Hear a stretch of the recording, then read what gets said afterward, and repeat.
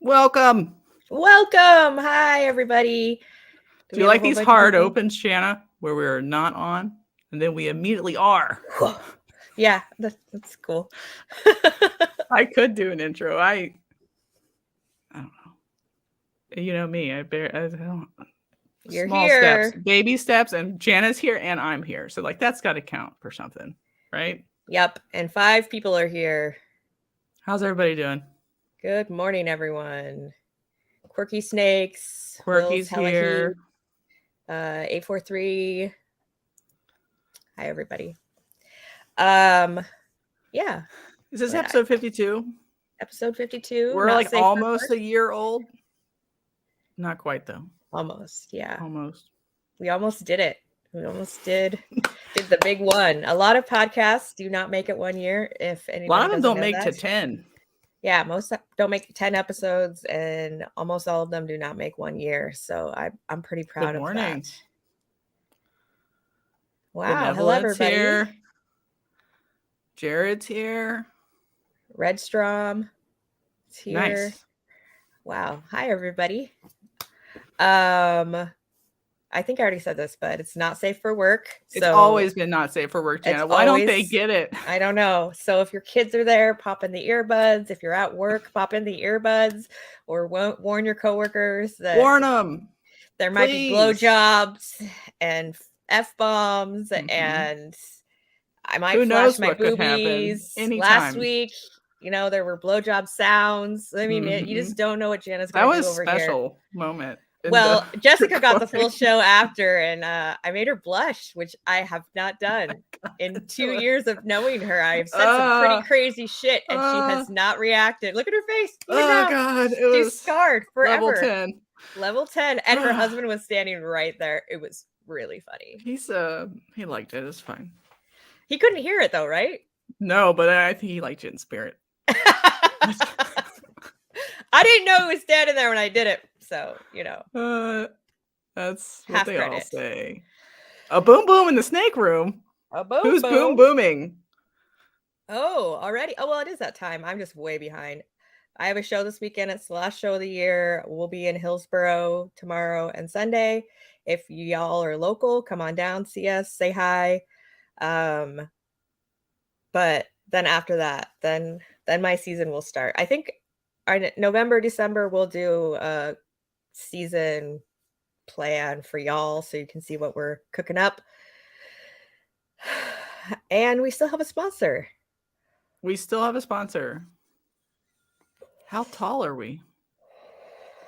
I'm gigantic. Jana is microscopic. You decide. She's like a whole head taller than me. It makes me feel like a little kid. I am very short. I say that I am 5'5", but that's a wee bit of a lie. Oh, exaggeration. Did you ever wear those really tall shoes in middle school? The big platforms that went all the way across. Always. My sneakers were those. Yeah. My dress shoes were those. Well, my sister and I look a lot alike. She's quite a bit older than me, almost 10 years. And if you guys don't know, I have a million sisters and a million brothers. Ooh, whoa. Sorry. Got a little carried away there. Anyway, we look a lot alike, and she's 5'9". So I was always like, I'm going to be tall. It's going to be great. 5'4.5". I was so angry. I got ripped off. My other sisters are all short, but they kind of look alike. So I thought, those will be the short sisters. We'll be the tall sisters. Dang it. I'm very short. It's okay. I think in general, being super tall as a girl is not actually that beneficial because you always want to be as close to the mean as possible, almost in every way, because being exceptional in any way is usually a reason to be destroyed. Singled out. Yeah. Well, how tall are you actually? 5'9". But that's like really good for a girl. Now, the male median height, I'm pretty sure, is 5'9". So you're like half of men are shorter than hypothetically scared of you in a dark alley. In a dark alley.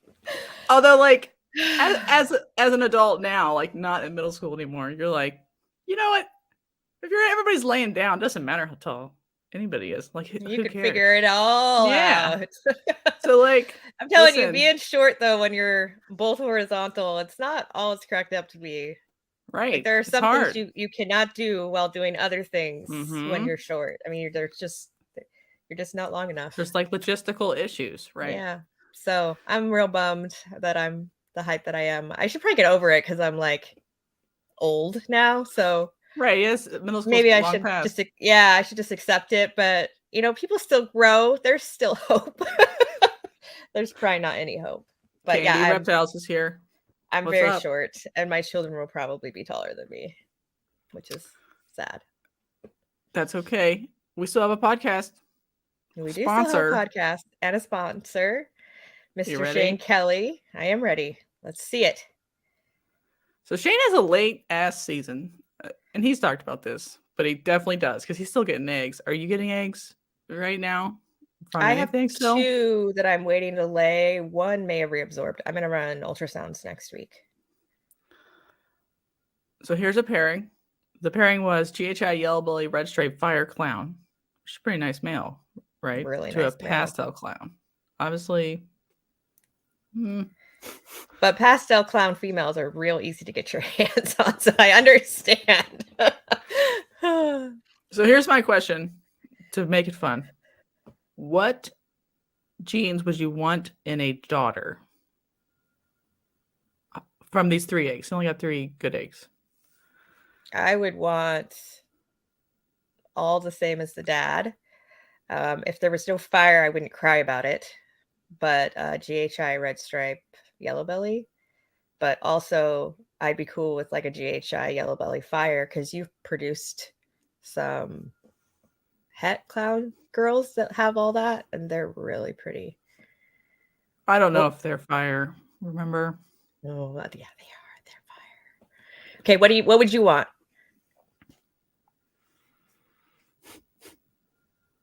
So fire is tough because sometimes fire makes clown too light. Not to be mean, but sometimes it makes it better because it's like the right kind of lightness for that combo. So it's very specific. But I would want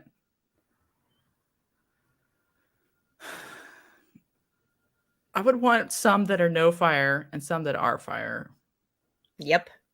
And I like pastel GHI clowns. Does that make me a bad person? No. Because they like get like freckly in a different kind of way. And they fight. Yeah. And I wonder if like Yellow Belly and Red Stripe will make that pastel version more disrupted. Yeah, I'm excited to see. Did he have 4 eggs and 1 slug, or 3 eggs and a sluggo? Okay.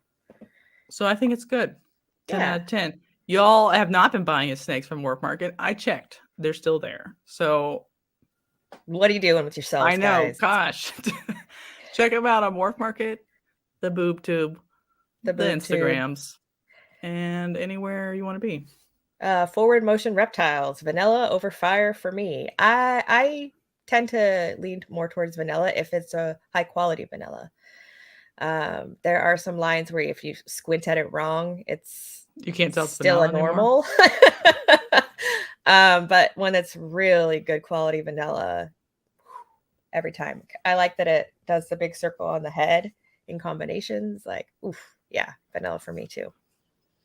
I ironically, I don't know. I was looking at super vanillas today on Morph Market to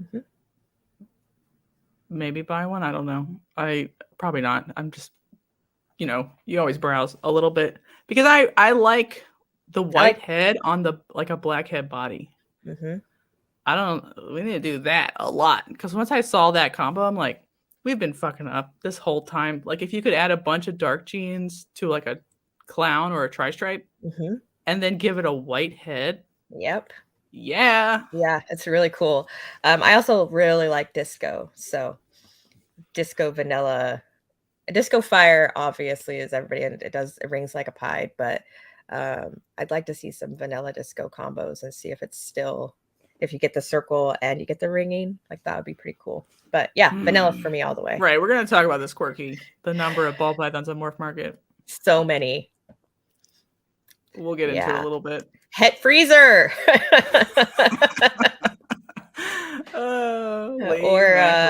Pet wholesale. Yeah. So I will be wholesaling quite a lot after this show. A lot? Mm-hmm. Okay. So I was on another podcast. Do you feel cheated on? I don't at all. I'm open with that kind of stuff though. So as long as you tell me about it or I get to watch, I'm totally she likes fine. it when she gets to watch everybody. I really do. Or I like to hear about it. So yeah, no, I'm not really the jealous type. I mean, sometimes like if you go like on other people's shows and it's not as good as it is when you're with me, then I'm like, what'd you bother doing that for? Like that was lame. So when it's good, I'm so thrilled for you. I thought it was a great episode. I really enjoyed listening to it. In case anybody doesn't know, I don't think I said it. I was on bullshit on Off Topic Tuesday this week. I don't think I actually said it out loud. I just said I was on another episode. Yeah, bullshit. Okay. Yeah. Hopefully we'll be able to all three do an episode, a 3-way. That's in the works. Hypothetically, I just haven't had time, guys. That's so yeah. He's been asking a lot. She had the time, so she did it, and it was great. I absolutely do not feel cheated on. I would watch more episodes if you guys wanted to do more together. So yeah, I have a fantasy still that one day fantasy that like you will go interview a person that you feel like you have a good connection with or whatever, and then I can just like upload that. You can keep hoping because like the 3-way schedule dance is such a pain in the dick. Holy balls! Please save me. Like it's hard, and then we have time zone problems now. So I'm like, I'm not sure what we're gonna do. And if we want to do like interviews, we might have to do some pre-recorded just because. Yeah, I don't know. Lisa has a question for you about why you were on the off topic. Do you want to handle that, or do you want me to? It was kind of supposed to be about corn snakes, but it was about everything. Right, we just talked about whatever. Yeah, Sean was very gracious, and he would let me say whatever nonsensical thing I chose to say, and I appreciate it. Although you were very good about going off on really long tangents and then bringing it back. Like that was impressive to me. I was like, whoa, because normally we like get way off in the weeds and we're just like the original topic is lost forever, but you like went off in the weeds with them and then you guys kept coming back, and so it was very interesting to watch. I got a big kick out of it. Right. John has a lot of experience with a lot of kinds of animals, and I think people don't necessarily give him the credit for that because he's like the bullshit guy, but he knows his stuff a lot. So yeah, good. No, I'm telling you guys, if all three of us get together, I'm literally I swear. The dummy in the corner going, what about for the people in the back? And I'm not a dummy. I just don't have the foundational science that they have.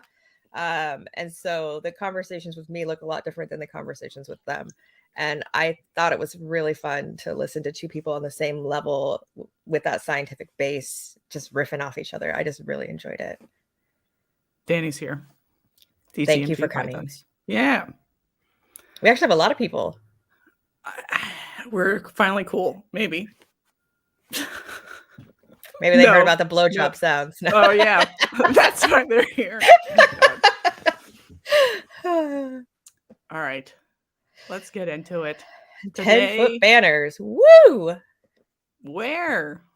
Oh, if there's a vendor that lets you, a show that lets you have 10-foot banners. Don't buy the 10-foot banners. Maybe not even the 8-foot. Maybe the 6-foot. We'll get into that. We'll get into all that. So Jana's done a lot of shows. I've done a couple shows here and there. I hate shows, but I understand their utility. Jana, do you understand their utility? I understand their utility, and I really like them. Okay, Jana likes them. A lot. And I think you got to decide why you're vending a show before you even decide to start spending money on stuff to vend a show. Because some people get ready to vend a show, but don't like it or whatever. And you can still try, but there's no reasons to do it. And if you're making all $5,000 Tri-Stripe combos or Desert Ghost combos, you don't need to vend your local Repticon.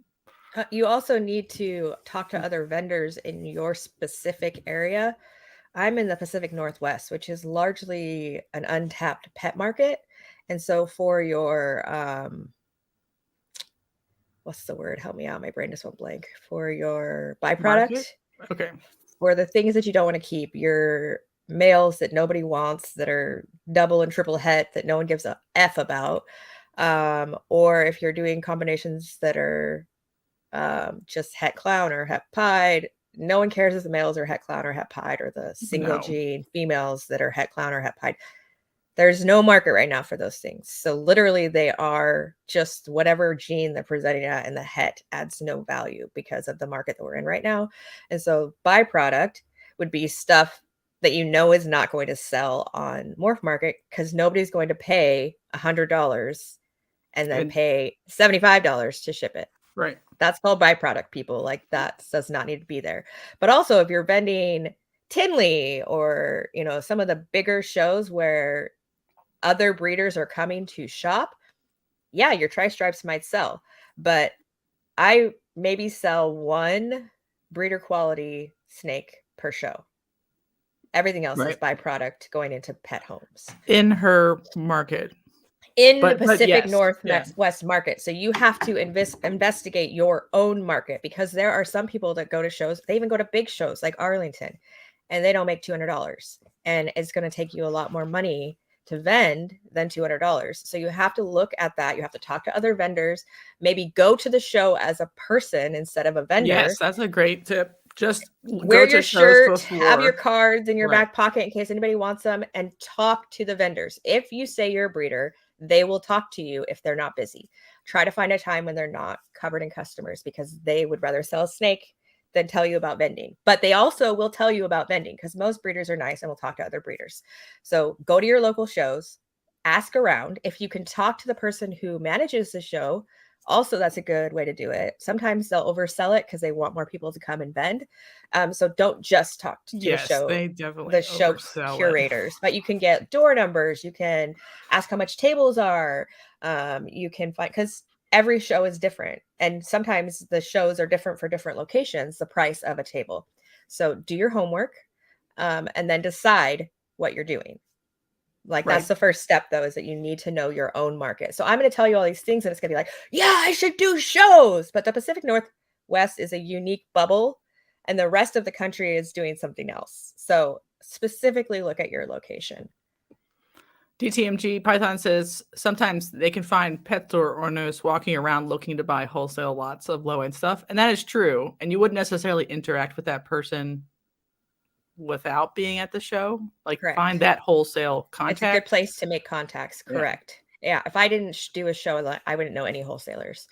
And wholesalers, it's a funny wink, wink, handshake in the parking lot, like cool boys special handshakes. And even if you offer blowjobs, that does not get you into the cool kid. I've offered blowjobs and been totally serious, and that does not get you into the special wink, wink, handshake. I asked Sean, I was like, how did you find a wholesaler? And he's like, oh, we met at a show randomly. And it was Cal Zoo. And I'm not even sure if Cal Zoo's still in business. So if Marshall or somebody knows if they're still in business, I would like to know. Because that's who was his wholesaler. So you have to know somebody who knows somebody, or you have to run into them and they have to really like you, because it's like a very protected market. Like, if you cold email pet stores, they're going to ignore you. Right. So you have to know the person to know the person that knows the person, or you have to run into the person and be liked. So it's a really hard market to get your foot in the door. But once you can get your foot in the door, having a wholesaler in your pocket is gold. Right. And then that's not what today's episode's about. Right. It's about vending. So here's like some stuff I thought of about why you want to vend at all. Like, take the risk, spend the money. You want to move a large number of animals in a single go. Like, minimum Morph Market touches with customers. Right. So think about how obnoxious it is when you get tire kickers on a $200 snake and you get 5 of them. And this 15. Was before the market crashed and before the shipping prices went way high. If you've got a $200 snake and you're getting 5 to 15 tire kickers, that's a lot of your time. So really, you're devaluing days that of time. Yeah, that you're devaluing that snake, because if you were actually paying yourself, that's taking money away from the value of that snake, because it's taking your time, and your time is valuable. And so when you go to a show, and you have a lot of byproduct, which I consider byproduct 500 and under, you have to be aware that you're going to go and hopefully sell, 10 to 25 snakes without all the tire kicking. You're going to spend 2 dedicated days or 1 dedicated day, depending on your show, and hopefully move a lot of snakes. And so the benefit of that is no tire kicking, or the tire kicking happens all in one day. So right. There's like tangible financial benefits of like not having to buy a box dozens of times and lose that $10 or $15 worth of, packaging fees or gas to the hub, because you're not going to the hub 25 times. You're going to the hub. You're going to drive to the show one time. Once. Correct. So you're consolidating a lot of your fees that most people don't see, that just you see. It sure is. For me, it's like an emotional benefit. Like, I do not have the patience, because customers always right. You have to be professional at all times. If you get, they don't know they're the 5th tire kicker, and you have to be professional every freaking time. Right. And so for me, the shows, I can, in my mind, I'm like, I'm in business mode, not you can blow mode, your commercial load. Correct. On that one weekend. Yes. And I can be professional the whole time, and I can be in that just zone, and I can give them amazing care and customer service. And for me, that's just so much easier than having low-end animals on Morph Market. Now, I do have things like $200 and up. I don't put anything that's less than $200 on Morph Market. I probably shouldn't even put anything less than like $400 on Morph Market, but I had some customers ask for a specific price range, so I threw it all up there so they could look. But in general, because of the shipping prices, it makes it more cost prohibitive to buy online the lower end snakes, especially now that it's getting even more expensive and it hasn't dropped back at all. It's the logistics of what's going on drives you to shows even if you do not want to. Right. And also there are people who do sell locally that don't do shows, like Craigslist or Facebook Marketplace. There are ways to skirt around Facebook rules, but that's a headache, and Craigslist is a headache because the worst people are on there. The worst people are on there. People don't show up, or they come and then they're like, or they don't know how to take care of animals. Right. And like, I don't want those people to come to my home, and because, single woman with 3 girls, like, that's not safe in my mind to just have randos. We have cameras and security system and all that, but I don't let randoms come to my house. I don't want them to know that I have a bunch of high-end snakes there. I don't want them to know where I live. So I have to go and meet them somewhere at a grocery store, in the parking lot, whatever. And it's like, that's not my ideal situation. So for me, this is the most effective way to just carve out this much time. And then at the end of the season, if I haven't sold, I wholesale. Yeah. So I would say sub $200 Morph Market ball pythons should not be on Morph Market mostly. And then for sure, go to a show or directly to a wholesaler, do not Pesco. And then most colubrids fall in that price range, Jana. Did you know that? Just most of them. It's so unfortunate. So what do you do with your colubrids? They have to go to a show.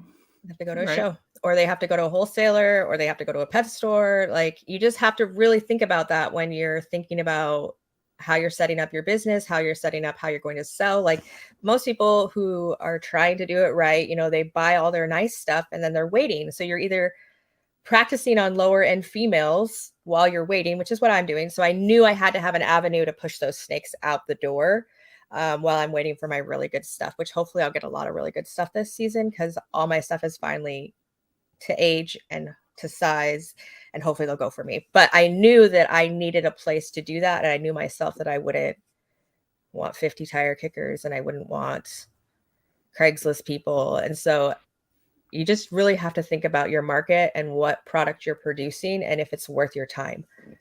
Yeah. DTMG pythons, like, if you think about it, if you like meet the cool vendors at your show that are like your friends, you can actually like go buy all of the snakes that you want for the year or for the season conveniently without spending your own shipping costs, or they're willing. if usually it's a good show or whatever. It's a sell and trade. Usually other vendors will barter with you. And so you guys can swap animals. Trades are amazing. You're also, like you said, networking. So you know who's around you and you can meet them face to face. So you can know if you guys are, if you actually even like them, and you can see their animals. So you can see like the quality of, are they taking care of their animals? Are they feeding their animals? So you really learn really quickly just walking around a show before a show starts. Who's gross, who's a red flag vendor that you just don't want to do business with, and then who is great, even if they don't have a nice setup. I'm not talking about setup. You can just tell a lot about a vendor and their business model and their how they just by how their animals look. Just how their animals look. And I'm not, like I said, I'm not talking about displays. I'm not talking about setups. I'm not talking about banners. I'm literally talking about visually looking at the animal tells you so much. Mm-hmm. Yeah, splitting a table is a great way to like get through some of these costs without necessarily putting in all of the expenses up front. It's also a great way to dip your toe in to see if it's for you, because it's not for everybody. Some people go to a show and it's too overwhelming. It's too much anxiety. It's too many people. It's too much overstimulation. Like, you know, there's a lot of us out here that can't handle that. Like, they don't like crowds. They don't like talking to people. And so Morph Market or Craigslist, it's messaging. And so for some people, they're more comfortable with that. So you have to examine all of that. All people. All humans. But you bring your husband and he doesn't hate all humans, and so he helps you out. Oh, yes, he does. He's just hiding it. He hides it really well. Yeah, about shows is there are people who do not know that Morph Market even exists. I do tell a lot of people that when they're looking for something very specific, I will give them my card and tell them I have a QR code. I'm like, scan the QR code. It'll take you to Morph Market. You don't have to even look at my site, because obviously I don't have blue beauties or rat snakes or, you know, whatever else they're trying to find. And I'm like, go to the main page from my page. Right. And there's subcategories. And so I tell people about this online thing, and you're like sucking them into the hobby. So even though I didn't make a sale from that person, I have turned them to the dark side, you know? Yeah. And so even if you're not making a sale, you can also make points of contact. I have sold quite a number of snakes, you know, the few weeks following the show. I don't like to push an unknowledgeable person who's excited about ball pythons, who I let hold a ball python, who is like, I never knew this could be an amazing pet. I just came because I heard about it and I thought it'd be fun. They're like, I don't have a tank. I don't know what to do. I don't feel comfortable taking the snake home, but they're so excited and you've excited them. A lot of people will push that sale. That is an ethical choice you have to make for your, I cannot tell you what to do. It's like, this is not the world according to Jana. But for me, I don't feel comfortable pushing that sale. It would be really easy to do, but I don't. I give them my card. I tell them places they can go on YouTube that they can learn about them. I talk to them about what the setup looks like. I talk to them about what research they need to do. And I say, come to the next show or message me and I will bring you a mini show. I like to do mini shows sometimes. If I have someone who is 100% sure they're buying, I will bring, it's actually right here because we're setting up for a show. I will bring this baby.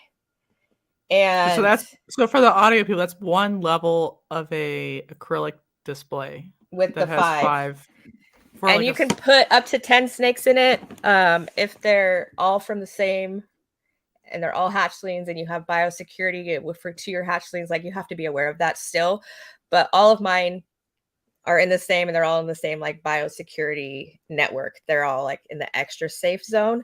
And so I feel comfortable doing that, but Jessica may not feel comfortable doing that, or other people may not comfortable doing that, but I can bring up to 10 snakes, or I can bring both of my displays and have 10 snakes. And so they tell me a price range. They tell me what they want, like frozen thawed or live or whatever. And then I go to their house and they have guaranteed a purchase. And so I'll usually throw in, one or two. How often do you do this, Jana? This is a little crazy. It's a little crazy. I've even thought about in the future doing like a party, like a pop-up party for like LuLaRoo. A pop-up reptile show, like it's a LuLaRoo or Tupperware or Pampered Chef. People who love that. But if you have somebody that's guaranteed a purchase, it's worth your time. So for me, I'll drive up to an hour. So if you live outside of that, you've got to come to me. I don't want them in my home, so I usually go to their home, or I'll meet them at a park. I've got it at a park. At least a $400 snake or something. Yeah, usually it's not like a $20 snake. So I've done this like probably after every show. I do about one. But I make like 3 to 5 sales after a show from people I haven't forced into buying a snake. And then those are the people that get really into it and they come back and they buy another snake. So even if you don't do sales at the show, you're handing out business cards, you're putting your face out there, you're making points of contact that can result later in sales. And so Corky asked a question, and it's something we've talked about before, but you can talk about it again right now. How do you avoid tiger touching your snake? This is actually a Jessica question, and then I'll answer because she is very strict, and there's nothing wrong with that. You got to do what makes you comfortable. So go ahead, Jessica, with yours, and then I'll finish up. You can't avoid it. Basically, you go to a show and you have to accept that you're putting all of your animals' lives at risk to make money. So congratulations for being a sellout fraud. Welcome to the club. So what I do is I make them hand sanitizer, and sometimes I do it, sometimes I don't. Depends on how clean the show looks, but I'll make them wear gloves too. And so they can hold the animal for fun, but they have to do a bunch of shit in advance. And if you want to be like, no holding unless you've already paid for it, I think that's totally acceptable. And there are vendors that have signs on their table that specifically state, unless you are handing me money, you may not hold a snake. Right. So like that's also acceptable. And you could have a dedicated ambassador snake that maybe accumulates words. all of the evil from from the people who are just like a kid who wants to touch. But if there's a lot of kids that want to touch, I will direct them to a specific animal, not necessarily any animal. Correct. So I have an ambassador snake who usually lives with my friend who I've been vend with. And so he isn't bringing his germs home with me, and he's not really contaminating her other snakes because he's in one of her kids' rooms. So he's our ambassador snake. I usually wear him around my neck when it's not busy, or if people ask specifically, that's the snake that I let people hold. There is always sanitizer before and after, but just to reiterate, sanitizer does not protect you from crypto. Thank you. My brain went blank. From crypto. So you are taking risks. It does not protect against mites. So you are taking risks going to a show. That is a risk assessment you have to do for yourself. So that snake is the main snake that people are handling. When I have someone who is seriously interested in buying, I will let them hold a snake. They sanitize before and after each snake. You can also make them wear gloves like Jessica does, because then you're protecting your actual snakes from crypto and other things that sanitizer does not kill. I am much more lax than Jessica is. And you take that how you want it. Like if you have to do what makes you comfortable. If it was one of my some people higher don't babies, even do hand sanitizer, and they just prophylactically do mite treatment when they get home. And I don't know how much nido or whatever they're getting, yes or no, from just the physical contact of like hands on snakes, but I don't think it's literally zero. So if I'm going to pretend to sell stuff that is clean, I got to do the highest version I can. And you will 100% lose sales for not letting people touch your snakes. Okay. So I have two thoughts or pet on this. people. Okay. So I'm not saying that you'll necessarily lose a sale. So if you have a specific snake and someone has come to the show to purchase a specific snake, whether or not you let them hold it or not, they'll probably still buy your snake. You will not gain sales. So a lot of sales that I do, especially to pet homes, are because I got in front of my booth. I spend so much time in front of my booth instead of behind my booth. And I've got a line of kids, and I'm talking and educating parents, and they're seeing their kid light up. And I talk about how I have a kid on the spectrum and how she has a therapy animal. And I talk about all the benefits and how easy a pet they are. And so I'm doing like sales pitch, and they don't know that I'm sales pitching. And so they're listening to this while they're all waiting in the line. And then their kid is like, "Mommy, I want a snake." And they're like, "How much?" And so I make sales doing that. And so, like I said, I have an animal that is put at risk every time. I also have a few of my lower end babies. Like I'll have one or two that are really, really friendly. And those are like sacrifice snakes too. So like they need to have their own quarantine area. But the really high end ones, unless someone's got cash in their hand. And Lisa brought up white lips. There are just whole species that should not be touchy at all at a show. To me, nobody's handing out dart frogs and being like, "You want to play with it?" Correct. Right. So like it's different for different species too. But if you wanted to not do it at all, I think you could do that. It's just you're not going to convert someone who didn't already You're want not going it to anyway. suck anybody into the hobby. Right. You're going to get the sales that people have come and they have a list and you meet the requirements on their list, so they're buying from you. I just don't understand why like Steve Morphs wanted me to hold a $3,000 snake. Clout? I don't know. I don't know. Like I don't need to hold it to know that I want to buy it. Correct. And so a lot of people, if you are respectful and you explain your reasons and you're not just like, nobody holds my snakes. Yeah, that might lose you the sale. But if you say, there are diseases that are passed between reptiles on touch, and for everybody's safety, including the animals, I don't allow signs people to help, but like signs help explain that. But you also people need to say don't read signs either. Too expect none of your signs to be read and expect to repeat the signs to every customer. But like I said, if you are professional and you explain your reasons and you are kind and you use a kind and calming voice, all these things that, or you're not as a business, you're just really mean like me, then you're going to lose the sale. But if you're just like you're really professional, a lot of people understand that, because like you said, they're not letting frogs out, they're not letting white lip pythons out, and so people understand that. But will they come over to my booth and hold a snake and maybe buy from me instead of buying from you because you wouldn't let people touch? They might. And so that's how I look at it. But you have to understand that I'm putting myself at risk with full knowledge that I am doing so. Yeah, at least the balance of risk versus reward is there. So just remember, I know most people don't do it, but when you bring your snakes back, try to quarantine them from the show. Have a return baby area that's as quarantined as you can, given your setup. Even if it's just like a rack on the other wall. But don't put them back in. Another room is best too, because I prophylactically treat anybody that went to a show for mites, but I have still at least once a year bring home mites. Mm-hmm. And I'm very careful.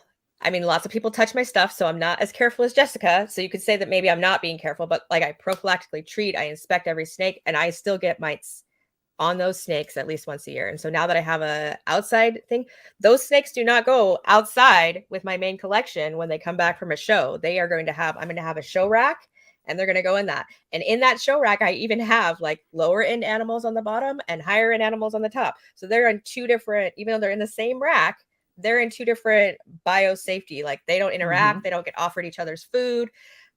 Like you have to just be aware and set it up for what you're comfortable with and what makes sense in your brain. So like Jessica would probably put those in two separate racks against different walls, and that's what would make her more comfortable. But for me, I'm like, these are one zone and these are the other zone. So like you have to have different instruments, or wash your instruments effectively in between those two. You don't offer, rodents to anybody in this group to this group, and so I do it so that I'm comfortable, and you have to do it so that you're comfortable, but with a basis of science behind it, if that makes sense. Yeah. No one can tell you the exact way to be perfectly safe anyway, right? Including me. So it's just whatever you feel good with. Powerhouse is already driving to Hillsborough and wonder why Jana has the gall to do it live the day. Because Jessica wouldn't let me cancel it. She's mean. I know. What a bitch. If you guys could see, my whole house is covered in show stuff. It's not even in my fucking car, because normally I do it right now in the morning, because I don't like my snakes to go in Thursday night when it's a Friday, Saturday, Sunday thing, because then they're in it for 4 days. So I have everything's ready. All the labels are ready. All my boxes are packed. All my bins are packed, but they're all in my living room waiting for me to put snakes in all the containers, which, if you've ever done this, plan 3 times more time than you think it's going to take, because it's so dumb. But putting snakes into deli cups or into your displays takes so freaking long. Yeah. So kids 100% drop. I am not on my way. I probably won't be on my way till like 2 or 3. I don't even know if I'll make it in time to set up tonight. That's just how it is. I love you all, great, and Jana. I'm here, and we're going to talk about shows, and it's going to be fantastic. Well, everybody's going to go to you tomorrow because they watch us live, and they were really excited about it. So this is promotion. This is how dedicated I am to this podcast, Powerhouse. Yeah, kids do drop snakes also. So I always make kids hold snakes over the table. Like I sort of empty out push aside the hand sanitizer? I have had people drop snakes. It's no bueno. So usually, like I said, I'm on the other side of the table where they are. If I'm letting a kid hold a snake, I'm usually there as secondary. Like I've caught snakes because if they wiggle too fast and someone's never held a snake, even if it's not a defensive move, even if they're literally like yawning, kids will go, "Wah!" And so I have caught many a snake. So do not, and don't trust the parents to be watching because maybe they have no idea about snake etiquette or anything. And they don't know snake, behavior or anything. Yeah. 4 a.m. Where are you driving from? I hate people. Powerhouse Pythons was awake at 4 a.m. It only works in Tacoma, so he can't be. Yeah, I thought he was close to me. So for me, it's a 2.5-hour drive. If there's no traffic, I'm probably gonna hit traffic, which sucks. But yeah. All right, let's get back on. So the other benefit of vending is during the shipping blackout time, you could actually sell something locally that you couldn't otherwise. Or if you're in the Great White North or the Northeast where their blackout time is even longer because it's just too cold till March. So instead of doing long-term payment plans, you could be vending, from November to March. That's a long time to sit on inventory. Yeah, from October to April, we have 4 shows. Right, that's pretty good. So that's 4th times that you have the opportunity to make sales. Right. When I lived there, it's never that cold there, but like every once in a while. So you can ship almost year round. You just don't ship in case people wonder. Cold places. Yeah, you can't ship to the cold places, and I don't ship from like Thanksgiving weekend till like the 2nd or 3rd week in January anyway, just because of FedEx volume. So whenever they turn insurance back on. But if you were doing shows that whole time, you could be maybe moving animals potentially. And what do you think the minimum number of animals to vend is for one table? Do you think it's like 20 or 15? I think 15 animals is a good basic number. Even if you're only doing half a table, you still want you're sharing. 15. Right. There is like the farmer's market thing where if you have like 5 delis on one table, it looks sparse. And so there's like the farmer's market problem where nobody will buy the last cauliflower because they're like, ew, nobody wanted it. Nobody wanted it, and everybody probably touched it and decided they didn't want it. There must be something wrong with it. I touch cauliflower. So having a quantity makes people feel like you know what you're doing and that you're taking care of a lot of it. It gives people a sense of and there's ways to like fake that too, like risers and like just for delis. Like go to the farmer's market and see their little tricks because they'll like put stuff in baskets and like turn it. So you could like do stuff to make it look like you have more snakes or lizards or whatever than you actually do. Also, you want to fill your table. So if you have 15 to 20 snakes and it's taking up this much of your table, you want to fill your table. So what I did my first season, when I didn't have a lot of snakes at the show, I had one display. And one display on a table looks real dumb. Let me just tell you. So I had a framed copy of the ball python setup that circulates all the ball python groups. It's got like the clutter and the heat lamp and the heat mat and the hides on each side and the water dish. So I'd have full picture with labels and people would take a picture on their phone of that to know how to set up a cage. I also had like a hatchling full setup so people could look at it. They could touch it. They could see what a heat mat looks like. Right. And so that was literally just like filling the table. Right now, I don't have room for that. So I don't bring it right now because I have so many babies. But when you're first starting out, you just got to think creatively because most of us have, especially if we went from tanks to racks, most of us have a ball python setup already. Right. So it's pretty and that's still like a good educational prop or whatever. You're doing so a service there. But don't leave just 15 delis by themselves alone on a table. With no tablecloth or anything. Right. We're going to get into that. So after you've done all of that, have you decided that this is something you want to do, something you want to spend money on and invest into your company and do the vending? So you've been to a show. Don't vend if you've never been to a show. I did that. That's terrible. Go to a show. You've been to a show. You've decided if you're the kind of person that can sell a show. You've decided if you have enough inventory to sell a show. You've decided that your show market, which is different than morph market. So your local market is different than the national market. You have to know what your local market is. And you have the right animals for that market. You have the right animals for that market. You have the right personality to do this. And you feel like it's going to benefit you. Now, listen to what we're going to say after you've done all that. And you have to decide if you want to take the risk of disease contamination and mite contamination and all the things that come with the show.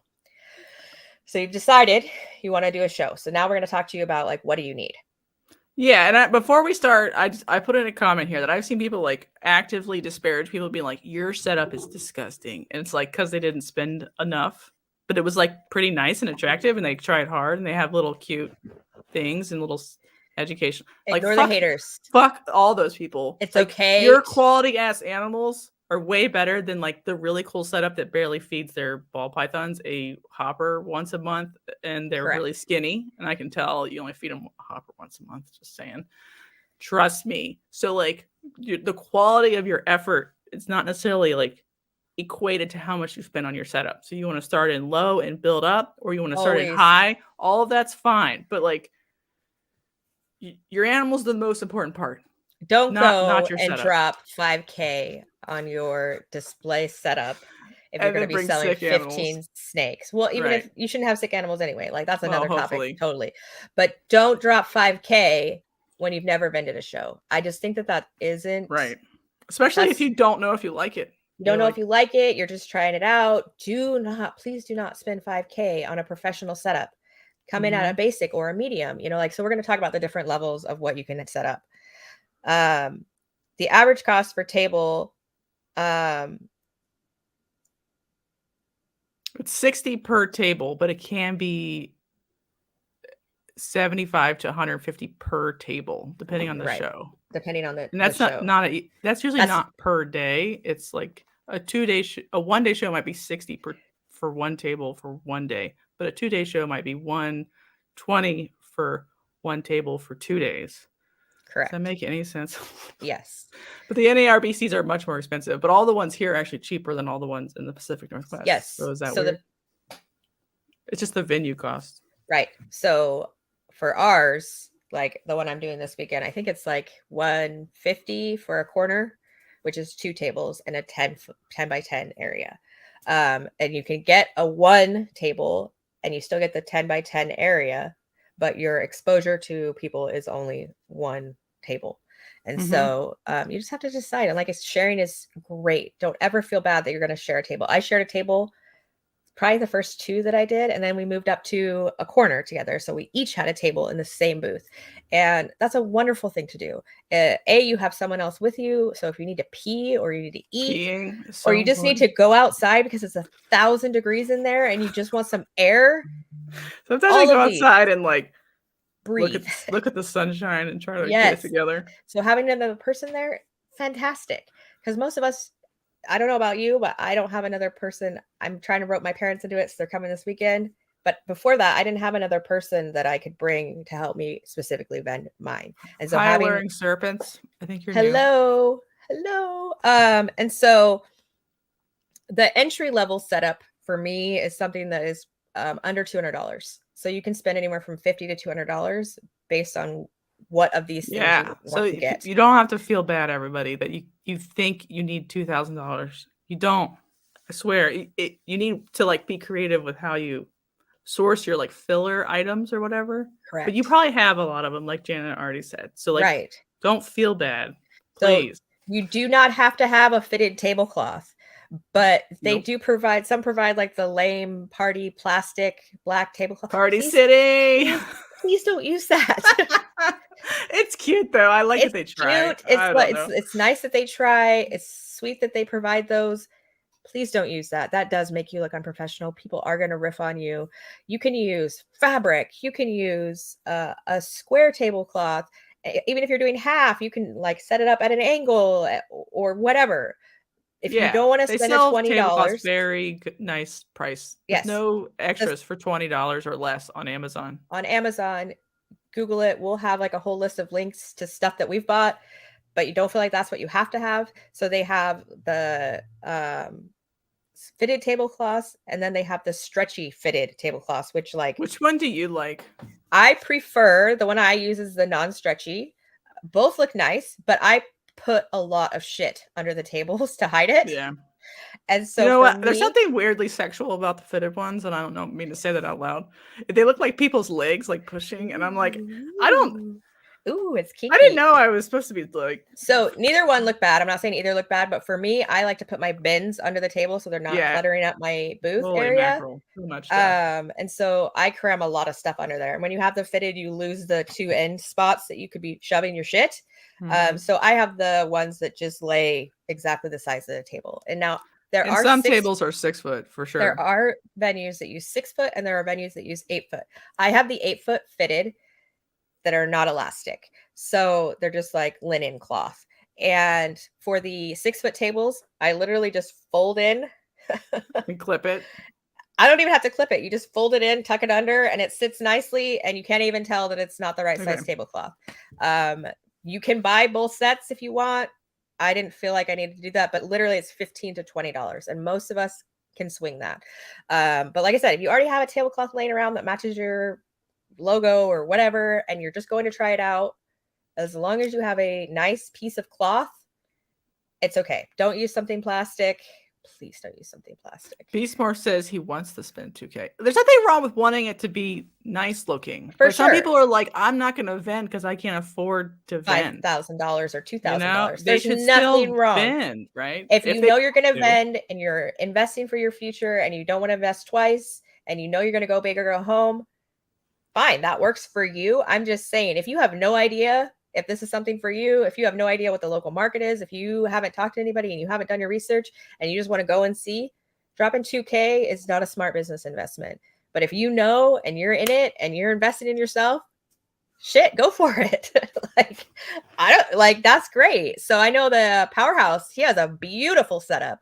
And I don't know if he ever did. I don't even know if he's still listening, but I don't even know if he ever did like a knot. He's got a knot high end. And Shane started with Next Level. Correct. And some people do. So that's fine. You can do that. But people are like, I don't want to vend because I don't think I can. And you're like, but you can definitely do it on the cheap.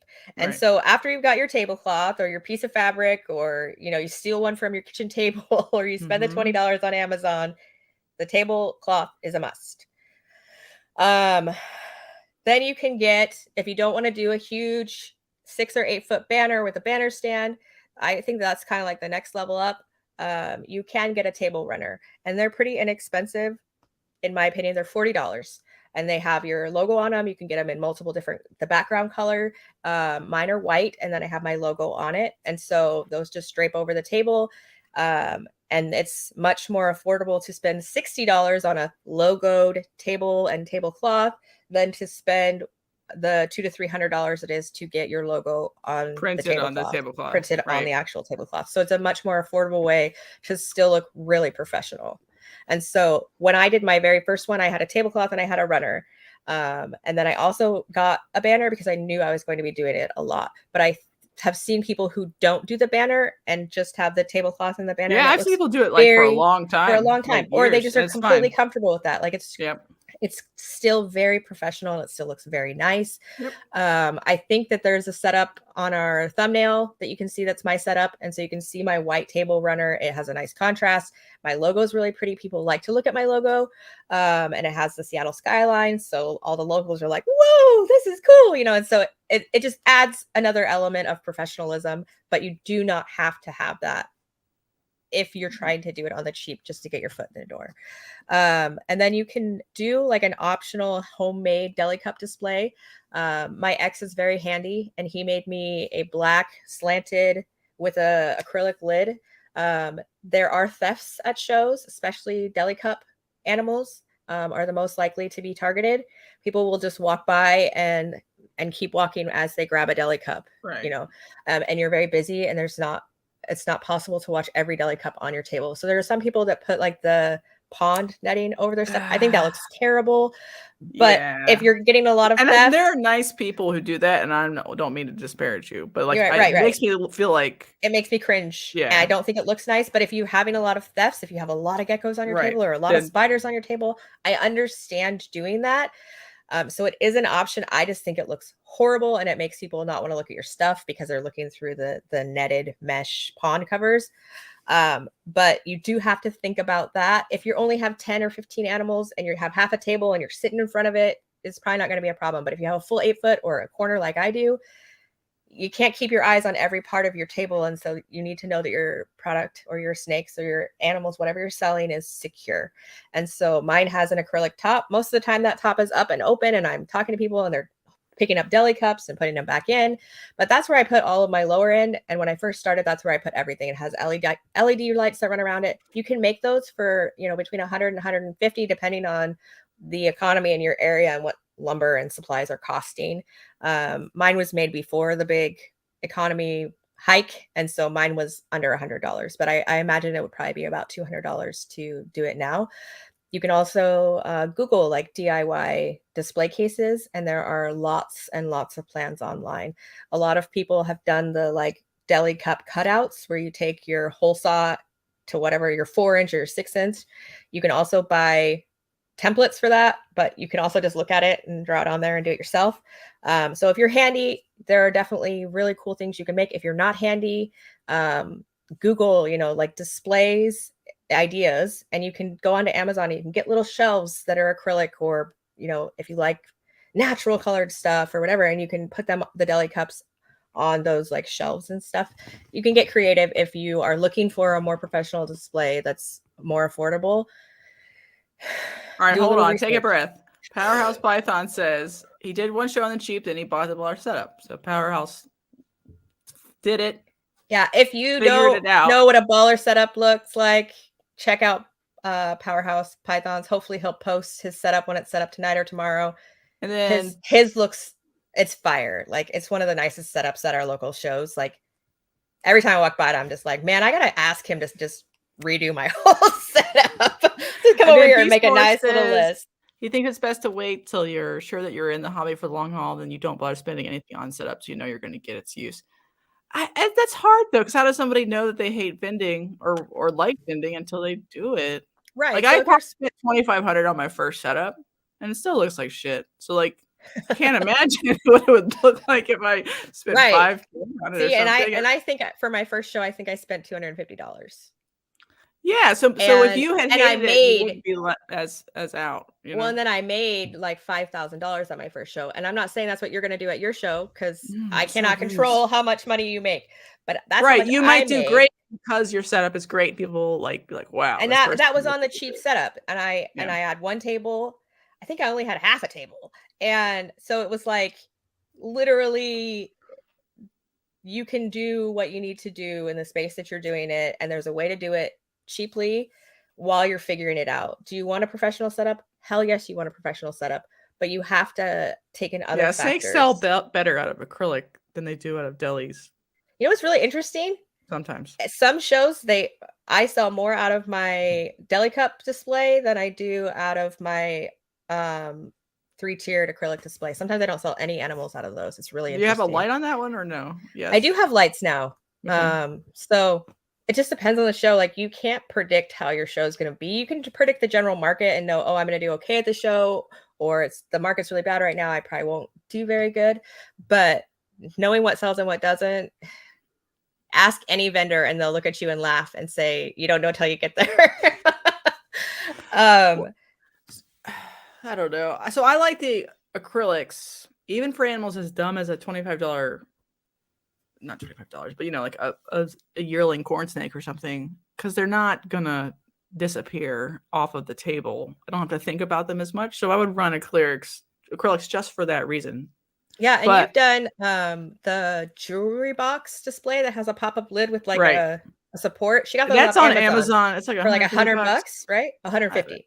Yeah, but that's with free shipping. So like, and those are, I think, 4 inches deep, and they have a lid. Yeah, you can put big stuff in there and lock it. Right, you can lock it. Yeah, you can put any 4-inch tall deli cup. They're like 9, 6, 4, I think is what the sizes are. Yeah, that's a fine like intro level, because it's the same cost as building it. If you're not handy at all, like if my ex didn't want to build those for me, those were what I was looking at. And so there are things available, even if you're not handy or if you don't have a lot of money. Acrylic displays, they look nicer. But if you just are doing it like as a hobby and you don't want to go into the full like badass display, there are other options and you can still look professional and people will still buy from you. Yeah, looking professional is important.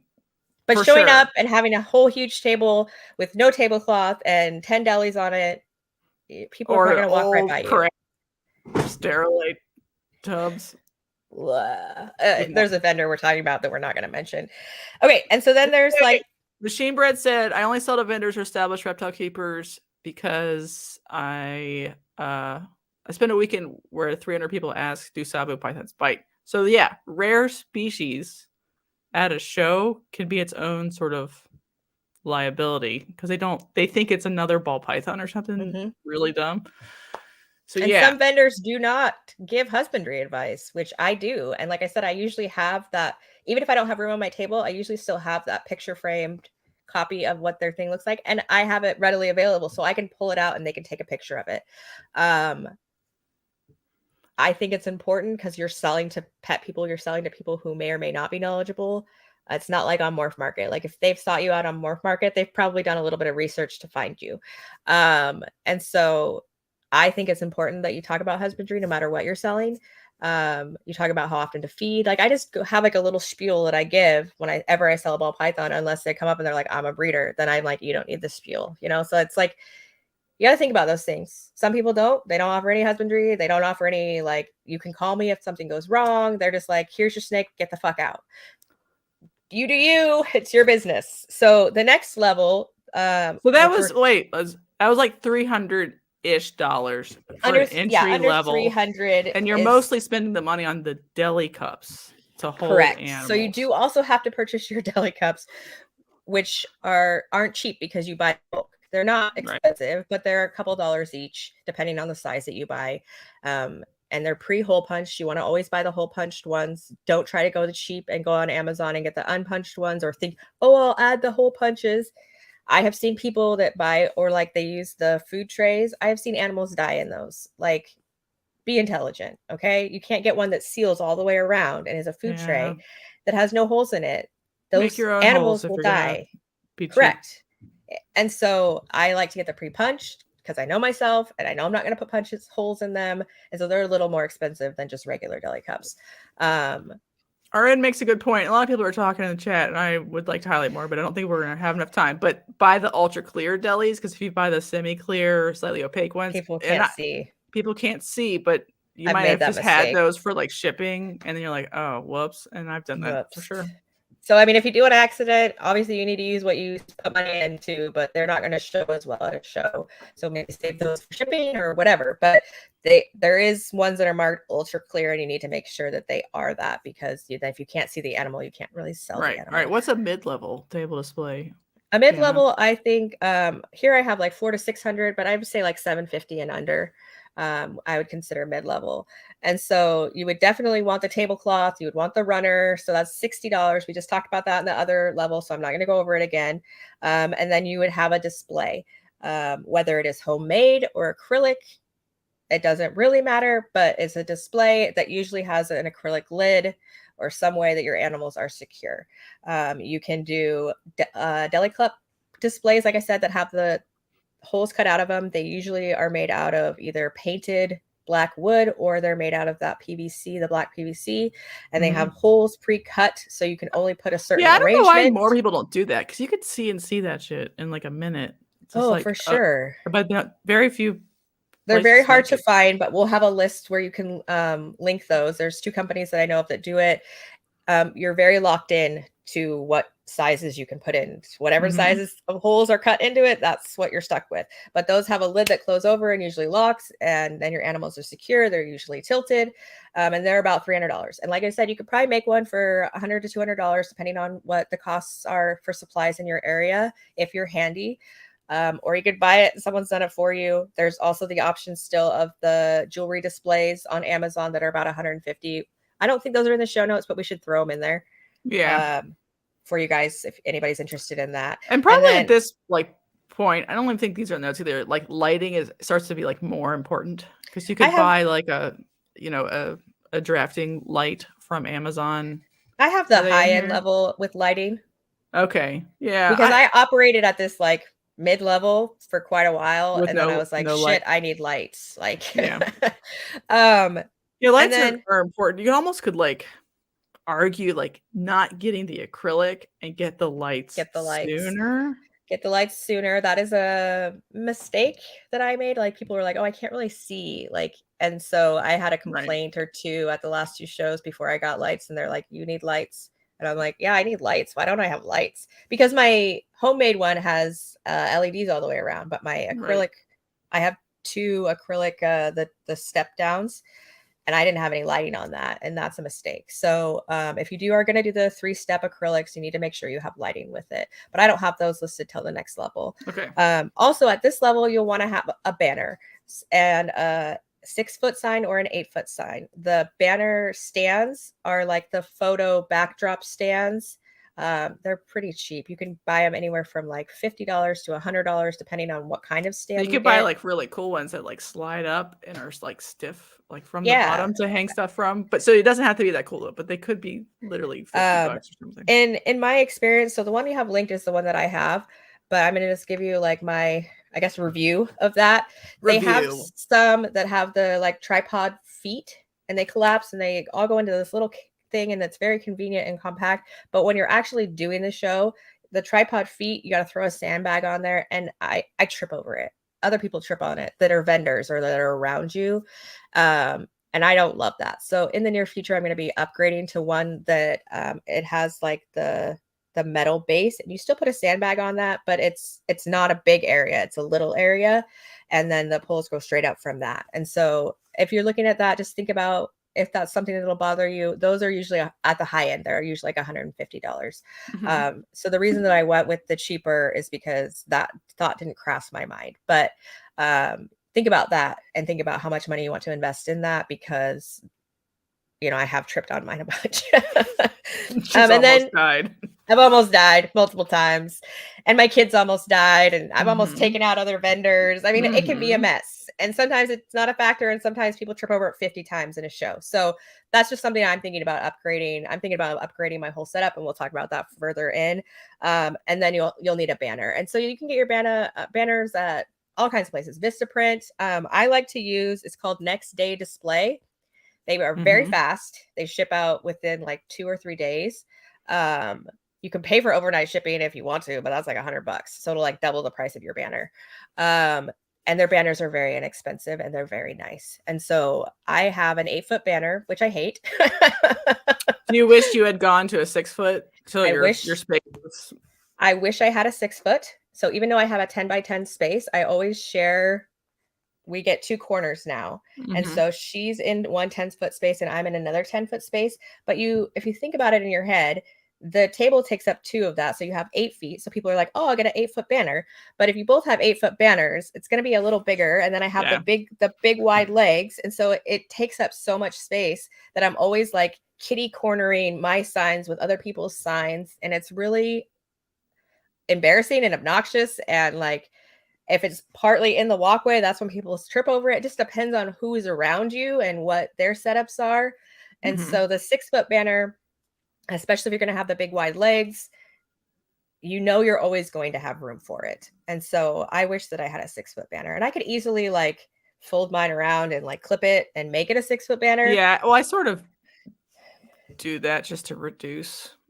And I might do that at the next show. I just have never done it that way. And so it depends. If you're in a 10 by 10 all by yourself and you want to have the double, or you have a big ass long row, like you have a no corner and you have a big ass row and you've got 4, things. It just depends on what you're planning to do. You just got to think about these things, because it's not something someone's going to talk about usually that crosses your mind. It's something you're going to learn as you go. Or, you have Jana and Jessica here telling you all these awesome hot tips.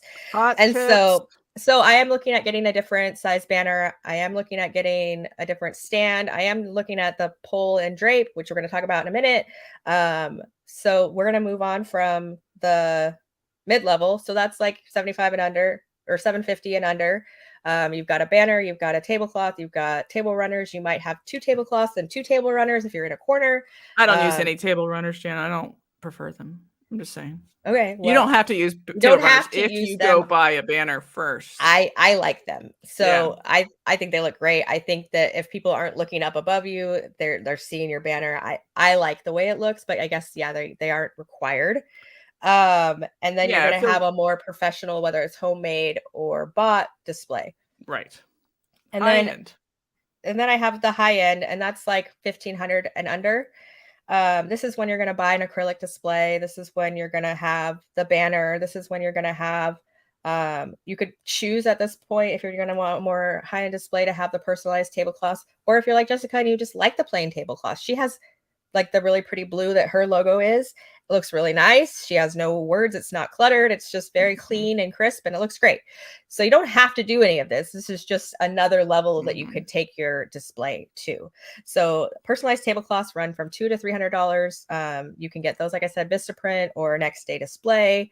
And like I said, you can jump in at this level if that's what you prefer, and you know you're going to be doing it for a while. You will definitely make your money back depending on your the market of your shows. Like if you're going to shows and you're making $200, you're barely paying for your table. So like, don't quote me on that, but I have made my money. Any money that I've invested in my displays, I always make back. Yeah. ARS displays. Those are the 3-tiered acrylic They've displays. gotten so expensive. Do you remember when they were pre-COVID times? They were like really $200 cheap. Less. Right. They are now. Right. They're way expensive. They were like $500 total. So right now, ARS 3-tier displays, and you can pick if you want 5, 4, 3, and any combination that you want, is $500 each. And then if you want a case, which I'm telling you, you want the case. If you can't afford to buy it with the case, don't buy it. You need that case because this crap is going to get knocked around. You're going to be carrying it places. Buy the case. Buy an acrylic display that has a case. There are other places you can buy. Is it called Acrylic Displays? It's local to us. To me, in Portland. Acrylic Displays. Very vague name, everybody. But it's very vague name. He's on Facebook. He has a very vague pricing. You have to message him and speak to him or call him on the phone. He's very old fashioned, but he does amazing work. He has different colored options for acrylic, for the PVC. He has cases that come with it, but I don't know his pricing scale because he doesn't have it listed anywhere. And if you're not buying from him, I didn't want to disturb him because he's very busy. He goes to NARBCs. Like he's very well known and very well respected. And he'll deliver your acrylic to Tinley or Arlington. So I didn't include him in our list because I don't have the prices to give you, but he is phenomenal. So I do plan on getting a tower display from him in the near future. And I know lots of people who have his tower displays and they're flawless. So you can buy from other people besides ARS. It was just easy to grab their prices offline. So each ARS display with a case, $750. So that can really push that price up there if you're getting 2, if you're getting 4. So the price range that I have is if you get 1. So it's because it's kind of like the sign and 1 table of content. Correct. So like if you know you're going to vend with 4 tables, multiply everything by 4, kind of. Or if you know you're going to have 2 displays per table. Yeah. So you have to just do the math in your head about what kind of setup, because I'm talking about 1 display and 1 case. Right. So that's 750 big ones. Okay. Just hear that. And then you want lights. lights. You may think you don't need it. It may sound stupid. You need it. Okay, I didn't vend with lights for a long time, and now I have lights, and I'm like, how the hell did I ever vend without lights? It's so much better. So I have on here a link to the person who makes ARS specific lights that sit on the middle tier of the ARS display, and they are a bar that goes above and across, and it sits on that, and they are designed specifically for ARS. I have no idea if they fit anything else. I do not have ARS. I have a different company that's no longer in existence. So I did not buy those because they are not built for the kind that I have. I have $60 ones from Amazon, and they have like the moving head thing. So you can tilt and you can just set up the light how you need to. And you also have different options about, warm or cool lighting. And so you just set it up, and I click it till I think it looks good, and I twist it till it looks good, and then I'm good to go. And those are $60 each. Hang on. Do I have the price of the lights? The JSA lights? JSA lights specifically for ARS are $250 each. And then they have a carrying case, which holds up to 6 lights, which is $200. So for each ARS, you would want one yeah, light. It sounds expensive. I'm getting exhausted just thinking. Like I have an okay display, but I'm like, the people are like, I want to go all in. I'm just like, it can add up real quick. Yeah, it could be crazy. So if you're getting 4 displays and 4 lights and the cases, I mean, and like, the cases for everything else, you're in $5K territory to have like 2 tables worth of stuff to hold $100 ball pythons. Congratulations. And Powerhouse Pythons is saying go next level display. We have them in our professional setup. Yeah, that would be the cool people. He has next level. Please post pictures of your booth once it's set up on Instagram so people who are listening Quirky can go check them out. How tall would you recommend backdrop banners are and why? So this is a very contentious question. Yeah, there's fighting over it. So mine is 8 and I believe 4. And I hate it. I think it looks awful. And then Powerhouse, I don't know how big his banner is, but he does the drape and pull, and he has his banners on top of that, but his whole booth is enclosed in like black drapes, and then his advertising is in front of it. And for me, that just looks so professional. So we're going to talk about that in the professional level. So that was like the high end level, like you're just getting into it and you're dropping some real cash, you're planning on vending long term, you know you're going to get your cash back out. And then now there's like the professional, like super professional, super high end. But first we're going to take a question. What did it say? He said that's how Sean does it. Oh, okay. That's not how much you spend. That's just how I do it. Right.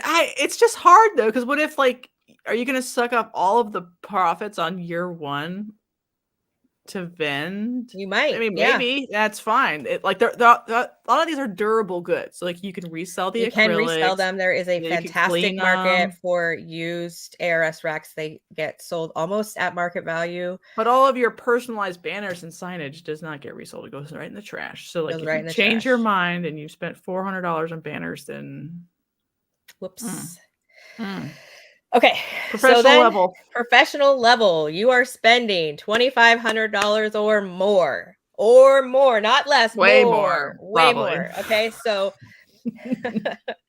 you're doing the professional tablecloths, or you're like Jessica and you're like, fuck you, I'm still gonna just keep my regular tablecloth. I love blue. Personal choice here. But if you want the personalized with your logo on the tablecloth, $200 to $300. If you hang on, I lost my spot in the notes.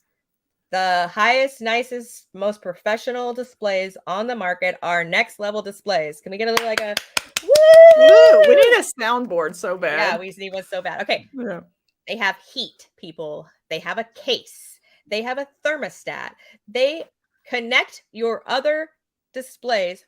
4 displays can run off of 1 main unit. So the main unit plus 3 additional displays, all connecting to that thermostat. It runs the heat and the lighting. And I mean, like, so it's all encased in there. Okay. They are the most gorgeous. They have lights that come with it. They are phenomenal. Okay. Yeah. They're like, if you think you're going to do it, then it probably is worth doing it. It's hard to big go buy 100 of those things. If you're going to buy them and you're going to vend in the next year, buy them now. The prices go up about every 6 months. And especially in this economy, that is understandable. They have a very long lead time. What's the prices, Jana? Hit me with the price. Hit you with the price. Are you ready? So as of yesterday. So this is yesterday. It is October 21st. So as of October 20th, 2022, the prices for next level display, the main unit, so you need the main unit no matter what, is $1,100. Yes, it has the thermostat in it. Is $1,100. That's a change, a chunk of change. That's a big chunk of change. Okay, but remember, this has lights, this has a case, this has heat, and the main unit has the thermostat in it, and a good thermostat. And then each additional unit up to 3 are $750. Sorry, $950. They used to be $750. $950. Yeah, I remember when they were, because it used to be like $200 less, like last year or something. Yes. So that is a chunk of change. But if you buy 4 units, they offer you $50 off each unit. So if you buy all 4 together, you can take $200 off the total price. So you're looking at about $4,000. And that's not, I'm not talking about shipping. I have no idea what it costs to ship to wherever you are from wherever they are. They're heavy AF, I hear. They're heavy as fuck. So they have to be freighted, I'm pretty sure. They're probably freighted. They probably come in on a pallet. Like, you got to figure out the shipping on your own. I'm telling you what the cost of the products are. But these are the pinnacle of the displays in the hobby. They're nice. They have heat. Your animals are perfect. They have lights. They look phenomenal. Like, anybody sees those displays and they are like, this person knows what the fuck they're doing and they give a shit about their animals. There's no way to use those displays and not look high end. There's a couple of people at our local shows that have them, like Powerhouse. And every time I walk by their tables, I'm like, I need to spend $4,000. Busy Fit says the lead time is no joke. Ordered mine at Schaumburg and they'll be ready in November. Was that how long is that? Is that like Schaumburg was 4 months? I mean, that's not too bad, honestly. August? If you want an AP cage, you'll be dead by the time it arrives. You'll be dead. Yeah. So if you're going big or go home, these are the ones that you want. But if you want to go in a little more affordably, you can do the ARS, but honestly, if you're going to get multiple ARSs, you should just suck it up and get the because there used to be a day pre-COVID, there used to be about half where you the could price. buy like an acrylic. I bought mine for $350 with the case. That's and what then I paid the for lights mine. was an extra $150 that matched it. And that mine company was $60. Gone. So mine, I spent about $400 for each of my displays, acrylic displays with lights. Mine do not have heat though. You could easily run like the cord if you could get the black heat cord and have a thermostat under it. I'm not saying snakes don't deserve heat, but a lot of them don't need it in the setups that are good. Some places are a barn or whatever, so it's cold. Ours are always so hot and so muggy, and it's fine. But Powerhouse, he lives near me in Tacoma, Washington, and he paid $450. And do you have the 4? You have a full set, correct? I'm trying to remember if he has 4 or 6. Gray's family also is sort of sharing them with a friend, which maybe is a good idea. Like if you have a buddy who you're not going to be at the same shows, or vend with you. That's a good idea too. They're buying half now and half later. That's a good idea too. So yeah, I mean, once you have the main unit, you can add on to it, but you're gonna have to pay that shipping again, and you're gonna have to, and you won't get the discount. So all right, we're still in the Daddy Robux section. Yes, Daddy Robux. But what is the Daddy Robux background? Daddy Robux background. So you can do, if your show does not provide the drape and pull. Pipe and drape. Why do you call it drape and pull? Oh, sorry. What's the real word? Drape? I don't know. I thought it was pipe and drape. Okay, it is. I'm just saying it wrong. Jana specialized. Like poles. You just like poles, baby. You like to dance on them. So you're just reminded of the good old days. Our shows do not do any of that. So if you want to look professional like Powerhouse, if you want to be Powerhouse, you got to do your own. And so, like I said, the stands that have the different kind of feet that I would recommend using if you're going to have a drape, they are $150. You could probably find them cheaper if you really hunted. That's what I found, about $150. And then if you want the drapes that come with them, you can find those on Amazon for about $50. So you're looking at about $200. There are other places that you can buy them and they have the drape with them, and you can spend up to like $350 depending on what brand you get, depending on what size pipe you get. I was gonna say pole again. Or you can make your own out of PVC and paint them black or whatever you want to do. But it's somebody needs to pipe, and I saw that the pipe and drape came in a lot of colors. Like you get different colored fabrics. Somebody needs to do like just fucking hot magenta, and then make it like a crazy, stripper like Lisa Frank. Oh, yeah. I thought about doing that because I have Crested purple gecko. in mine. I mean, you could really go nuts if you wanted to be like an obnoxious vomit Lisa Frank, but I don't think that looks professional. Who cares? Anyway, so if you're gonna do that, you need 1 per 10-foot space that you're doing. So if you're doing a quarter, you need 2.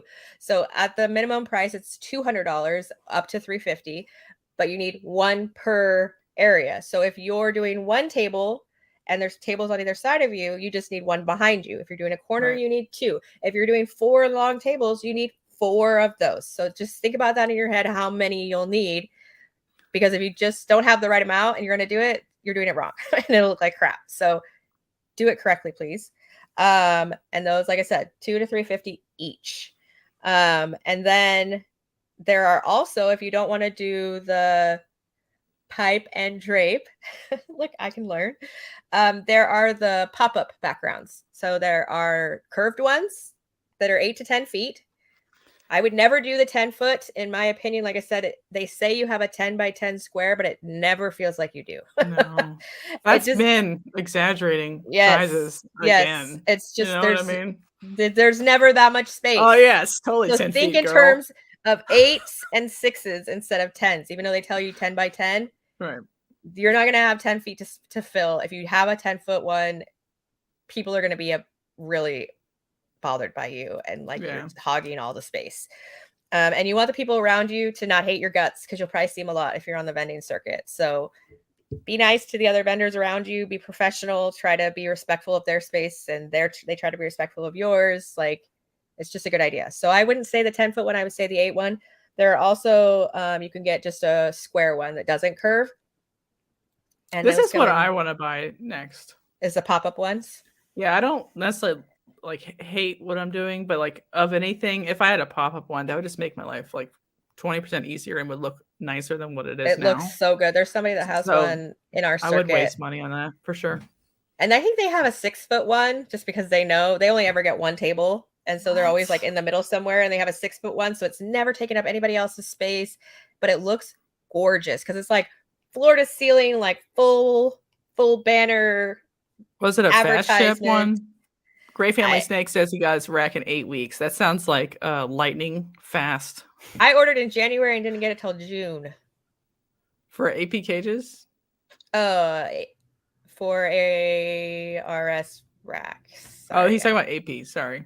Okay. Yeah, AP is notorious for more than a year lead times. Okay.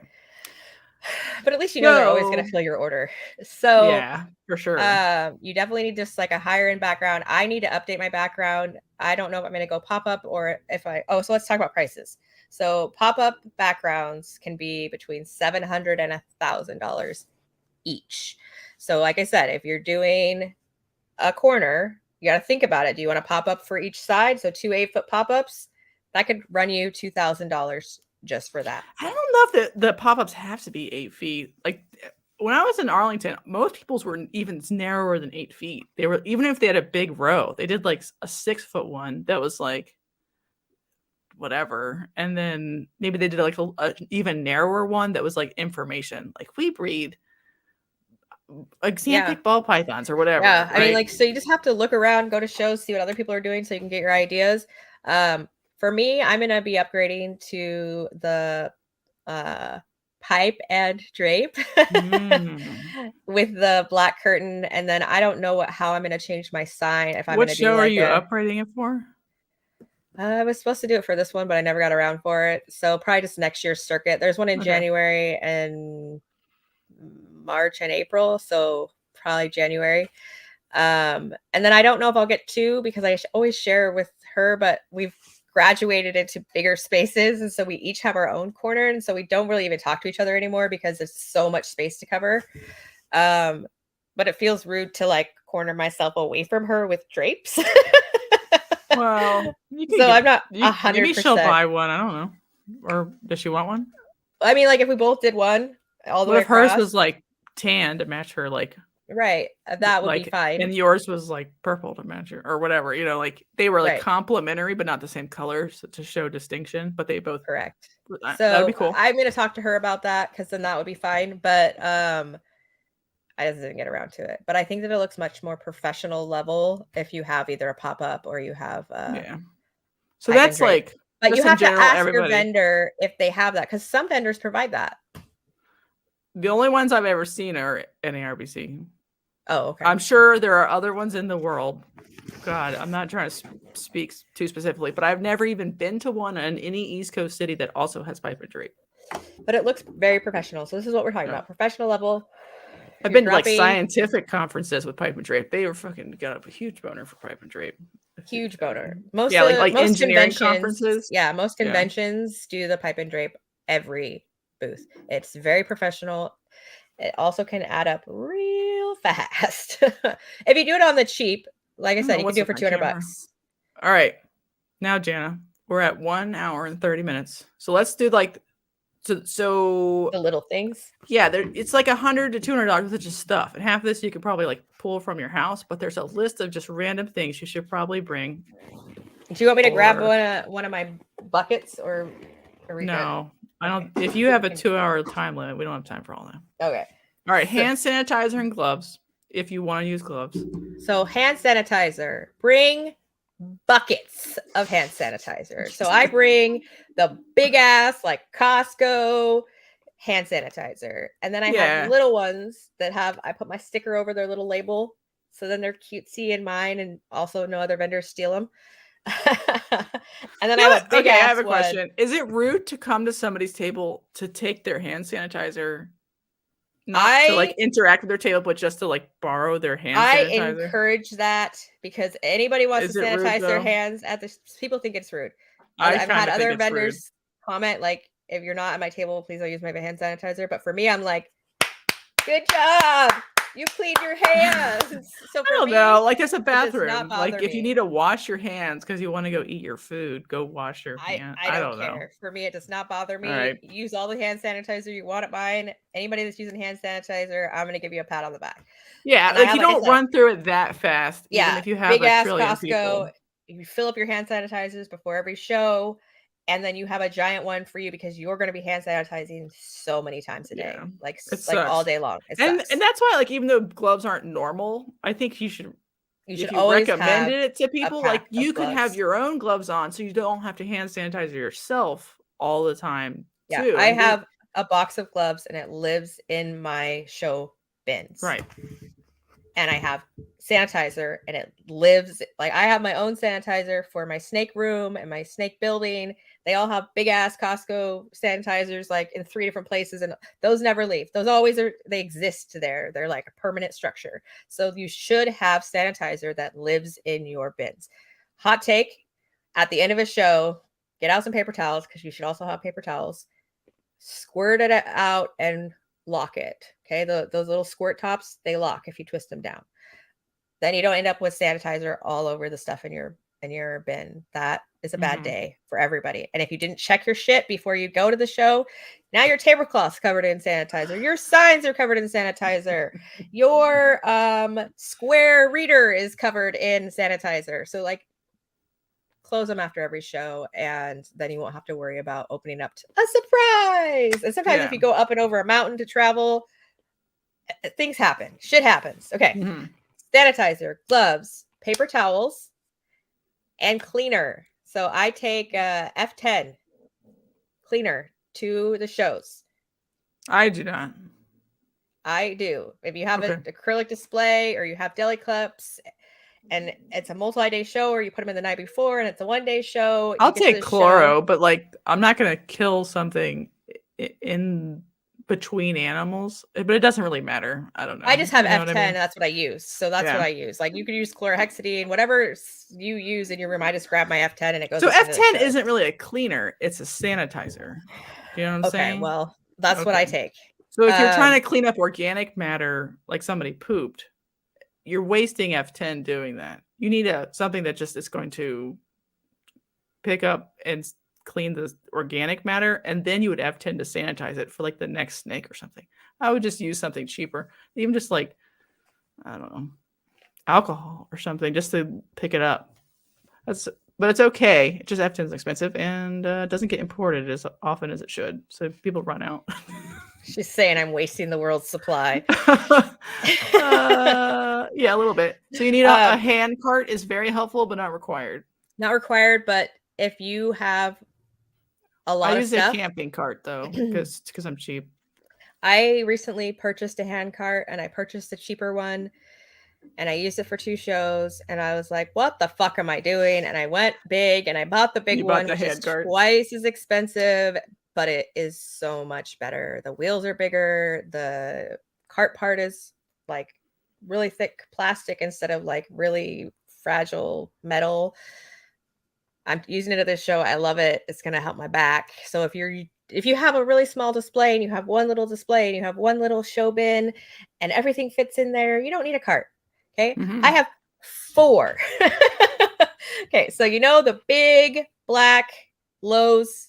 Whoa. Heavy duty bins with the yellow lids. Right. Everybody at the shows uses those as their show bins. So I have a sticker. Except for me. Oh, well, shut up, Jessica. I'm talking. I have a sticker on my bins on the lid. And I also have ASM Royal Tails written on there because everybody uses those. So you just want to make sure that your bins go with you and somebody else's bins go with them. And if everybody has the same stuff, label your shit, please.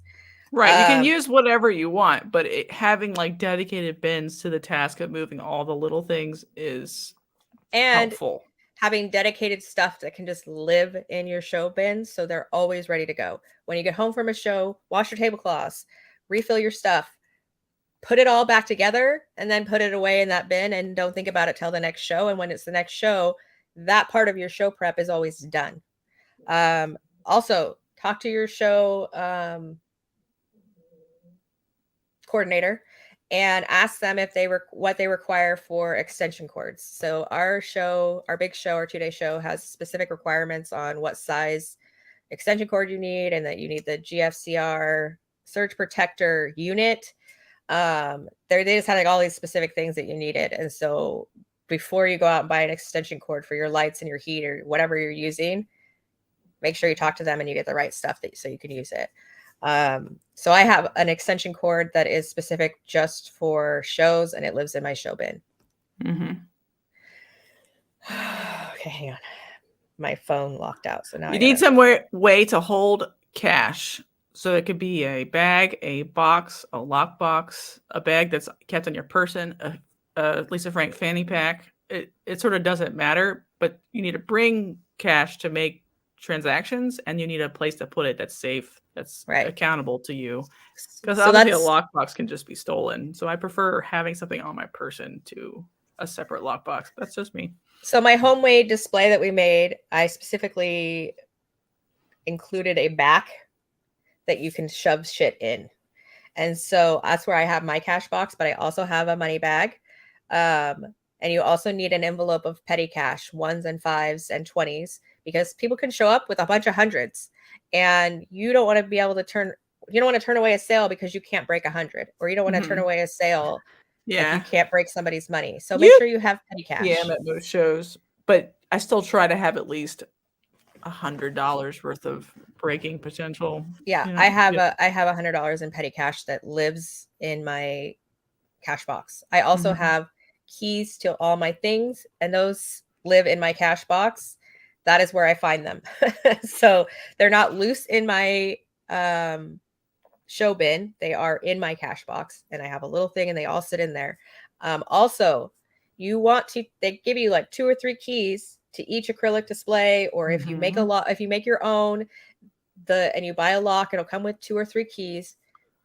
Before you start vending your shows, take one of each of the keys that you need to access your thing. So if you have a lockbox for your cash, you want one of those keys. If you have an ARS display, you want an ARS key. If you have a homemade display, you want a homemade key. Put them on your key ring where your car keys are as spares. Jessica, why are we doing this? Or just glue it to your butt or whatever. Why do we need to have them on our key rings? Because sometimes you can drive for like 2 hours to a show and not have any keys, turns out. And all your animals are in your display. Locked in a lockbox. And sometimes you're 6 hours away, sometimes you're 12. It depends on how far you're going for these shows. And if you don't have keys to access your stuff, you're not making any sales today. And you better go home. Learned this very hard because I never thought about it, because mine live in my cash box, and my cash box always gets put back when I reset my bins.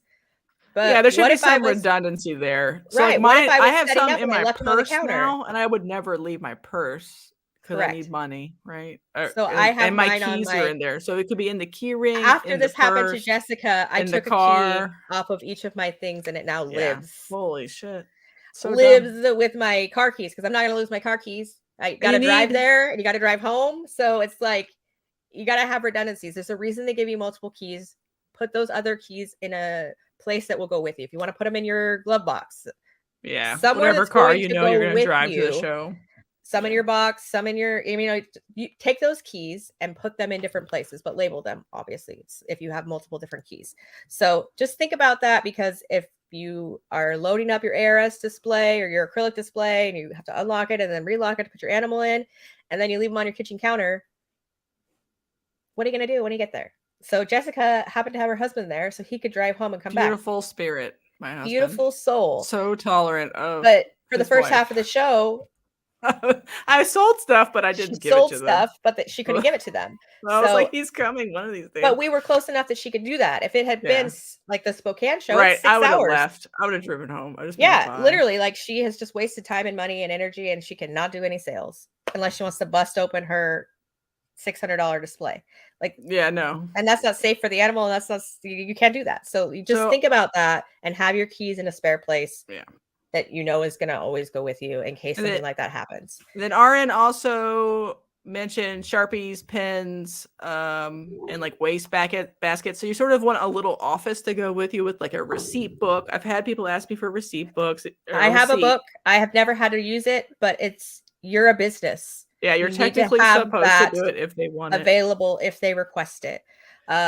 Sharpies, regular pens, they need to live in your show bin and always go with you. Paper clips, just officey stuff. Trash bags, like she said, she has a trash bin. That's great. There are trash cans everywhere, but you may not be able to leave your booth. If it's a good day, if it's a good show, you can't even drink water or go pee, let alone walk trash to the trash can. So having a trash bag or a trash bin. Also, our shows are always hot and muggy.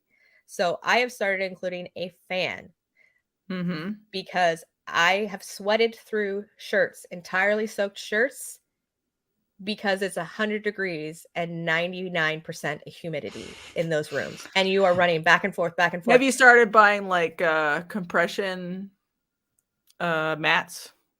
I want to eventually have like a full area rug, because I know people that do that at the fancier shows. Once I go up to the pipe and drape, I think I'll get an area rug that comes with me, and so it'll be something. That's always what I want, because they don't cost that much. You can buy them at Walmart, but like it's for like if you're doing dishes a lot, like in a commercial area, and you can stand on it and it'll give you like a foot break. Because your feet, if you sit down, people are like, "Oh, you're unprofessional." Right, so fuck off. You're gonna be on your feet. You're gonna be on your feet just hours. Anyway. And so you might as well like take a footrest on a soft surface occasionally. For me, it would just have to take up the whole area, because otherwise I'd trip on it 50 times and look like an idiot. Because you get those little nubby midget feet. Pick them up. And so also, point of sales. You do not have to do card sales. You can do cash only. Right. You're going to lose about half your sales. Half of my sales every show are electronic. PayPal, Venmo, point of sale, Square. You also have to be aware, if you take electronic sales, you can be scammed. They can dispute the charge later and will likely win. That's how it is. I've been doing shows for 2 years. I've done 10 plus shows. I think 2.5 years I've been doing shows. And I've never had a fraudulent, but there are people at my shows. There's at least one every show. Not every vendor, one person like in the stolen show, credit card or a chargeback, even though they bought even though they bought the product. Yeah. I haven't seen any stolen credit card comments, because there's a vendor group on Facebook, and so we tell each other, like, so there's at least one animal stolen, and there's at least one person that will fraudulently say, "This is a fraudulent charge. Take it off my card," even though it's not a fraudulent. They don't know the source of the charge. Right. So I like Square. It's my favorite. Some people don't want to pay the taxes because Square automatically adds it in. And so they want to like. Well, it doesn't have to, but you should. But you should. Mine is automatically done to add the whatever city I'm in's taxes. And so sometimes they're like, "Well, can I just send you Venmo?" And so they send me Venmo. But like I said, it's a risk. It's a calculated risk. But half of my profits are electronic sales. So if I do $5,000, if I didn't take card, $2,500 of my sales would not have happened. Right. That's the reality of it.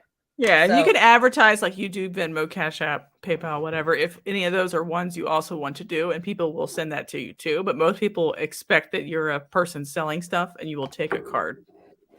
They just expect they bring. There's a lot of cash too. Like I said, yeah, about half the people come in with a fat wad of cash, and they're ready to just drop the bills on you. But cards are important. Jana, you should do a wet T-shirt contest. My shirts are black, and they're just like regular shirts. Everybody's telling me that I need to get like a low cut shirt and show off the girls. What does your husband call them? The assistants? Mm-hmm.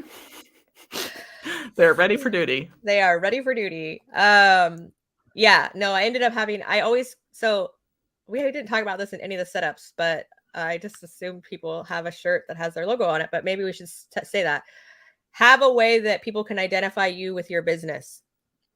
Mm-hmm. Whether you just have a white t-shirt or a black t-shirt and you stick a sticker on it the day you're vending, real easy. Or you can order for like $20 a shirt with your actual logo on it on the front. It needs to be on the front. If you have with like your logo on the here and a big logo on the back. Why don't people do this more? You know how many times I've been like wearing a shirt and then like the vendor beside me, people are like, "Can I pay for the thing for beside you?" And I'm like, we're different looking things. Like their branding is not strong enough that they associate that. They think they're an extension of my table or something. Right. Yeah. Try harder to look like it's your table, I guess. It doesn't have to be a lot. A lot of these stuff, they cost like $10. You can buy them and have them drop shipped to you, whatever. They're really, really affordable. But yes, I've been looking into having the assistants go with me because they're usually put away. This is a family show. Also, when I was married, I never showed the girls off. It made my husband uncomfortable. So these are new assistants. Poor assistants. They've been covered. So most of the pre-married attire, the assistants are not out. So that's something I've looked into. But like I said, I hand snakes to a lot of kids, and if I'm kneeling down and their parents are above me, do they need to see boob holes? It's fine. You don't need too many assistants. There's like an assistant balance here. Yes. So I mean, like maybe like a V cut, but not like the girls pouring out. The assistants come for the show for your guys' benefit. Mm-hmm. Yeah, this is for adults. Remember, this is not safe for work. That's what I'm saying. This is a different setting than a show setting. So, yes, you should be identifiable. And like I said, I've seen people that literally just stick their sticker right here on their shirt, on a plain shirt. For now. But they're literally like $15 to $20. It's not a big deal. And that's with shipping. So, have the people in your booth. Everybody that's in my booth always has my shirt. When I vended with my friend and we were in a single booth together, she even wore my shirt and she didn't have to. Right. But they're super cheap and you should have your shirts anyway. So when you're out and about places, you're advertising yourself. Like this is money that makes you money. That's a no-brainer. Jana, you still use a label maker, even though it takes about 10 to 100 years. 10 to 100 years. So I have like doctor's handwriting. I was a medical assistant for a number of years, and you write in all those charts and the doctor's handwriting is illegible. So your writing does not have to be nice. I have horrible handwriting. And so I also have a lot of babies. And so I have a system in which I like the babies that are taken from the bin to go back into their same bin. So if you have a clutch with 5 yellow belly het clowns, I want the yellow belly het clown that was in that bin to return to that bin. So most people label their babies with numbers like the year, the clutch, the number of baby. So for me to make a label for each baby for each show, you can reuse them if they aren't sold. But for me, I like to confer that number.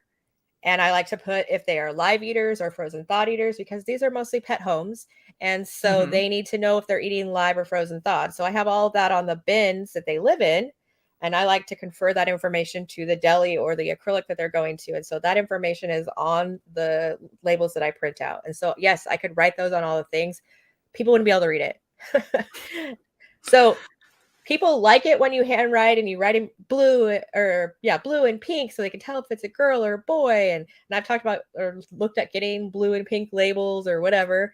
But for me, the continuity for that animal and for my brain and for biosecurity and for feeding schedules and all that stuff. I like that same information to also be on the deli cup. So I check the deli cup label. Well, I you look can at write the that bin. on the thing. You could, but nobody would be able to read it. It would look like ass. Yeah. So you've like seen my handwriting on deli I've done cups. it both ways. Horrible. It just takes way too long to use a thing. Like until I get like a, you know, like a software that I can print labels on label. I'm never doing it again. It takes too long. What I do is I just write like their number either like on the bottom on a piece of paper on the acrylic. I'll be like, this is BI 22 115 female, whatever. So like it's, and then I'll just write her morph and gender on top. So like the continuity is there for that. And I'll my handwriting is atrocious too. I can't spend 6 hours doing delis. And my stuff is always very different though. It's not like I'm like I have 5 yellow belly het clowns. I do spend like an hour to 2 hours just on labels every show, but I take like 50 to 100 snakes to a show. But I've gotten pretty fast at it, and it's just a system that works for me. You'll find the system that works for you. Customers do like when you write in pretty pens and you have big, bubbly, cute handwriting. They appreciate that. And I know that that's a disadvantage, but for me, that's what my brain needs me to do. And so that's what I do. Really quick, back to the point of sales. If you go on to Amazon or whatever, the card readers are like the big ones that you can stick a whole card in the chip readers. Those are $50. But if you go and you sign up on Square as a business account, they will send you the one that plugs into your headphone adapter, and you can slide cards through for free. So you don't have to spend that $50 if you don't want to. Right. I love my card reader. I put a note on here. I don't know if you read it, but that is does not always work for chip cards because they want you to stick the chip in. Yeah, sometimes and they can do but you can manually enter them in the app. Right. So I would say the free one comes if you sign up for Square no matter what, but I would still recommend buying the $50 one from Square. And the $50 one comes with a slider and a charging station. Mine didn't come with a charging station; it just came with a charger. So I have mine is the big brick, the chip reader. So you stick the credit card inside, and I bought a iPhone case. So I take my regular case off, and I put the big chip reader in, and I put the Square case on it, and it holds it to the back of my phone. So my Square is always on the back of my phone. I can still charge my phone. I can still charge my charger. I always bring a phone charger. I always bring the Square charger stays with my my setup. But you have the big one though. You didn't get to keep the free one. I have the big one. I have there are times where the free one won't even run a chip card, even if you type it in, because it's like you must use a chip. So I think everyone should upgrade. And I recommend it. It's way better. I have the little ones you can plug in. I have the iPhone specific. Threw it in a box somewhere because it's in my bin. It's in my bin. It lives there. If somebody ever needs one, I have it. If I ever need one, I have it. But I like the big one, and I have a way to charge it while I'm setting up for my show or breaking down for my show. I will usually charge my Square reader, and I've never had it die or anything. I don't charge it separately because then I'm worried. Do we have different things then? I'm so confused. I have like a literal brick that can plug in to charge the thing, but it does not have to be plugged into the phone because it Bluetooths to the thing. So mine isn't plugged into my phone. It's in a case sitting on my phone. Okay, well then why? Okay, all right, it's fine. Because we have the same thing. It's just you don't. We have the same thing as how I use it. So I am the queen of where are my keys? Okay, hang on, guys. This is my school calling. Do you want me to mute it, or do we need to hear all this? You mute it. I'll finish up, and we'll move on to news because you have 7 minutes. All right.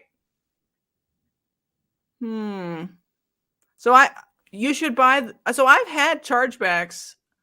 Even using the reader because they're little shits, but I think you'll always have chargebacks no matter what. And you could also use not Square's reader because they're charged 3%. If you do enough volume, you could have your own credit card processing card. So lots of people have that too. I don't know. Are there any questions? In general, I think vending is fine, but I largely hate it because I think there's too much biosecurity risks. I have no idea how to move inventory for a lot of these kinds of animals without doing shows. So what are we supposed to do? All right. Jana's busy on the phone. One of her kids is falling off the slide. Broke her elbow. I don't know. I'm guessing. All right, let's do the news. New news. Oh, I need to share a screen. Hold on.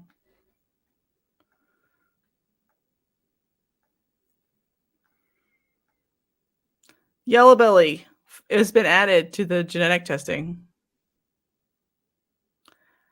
And we knew this was coming, right? We all knew the yellow belly complex. Dr. Slidell was working on it. But what is crazy is the whole complex was added to the $120 like all morph test without changing the price.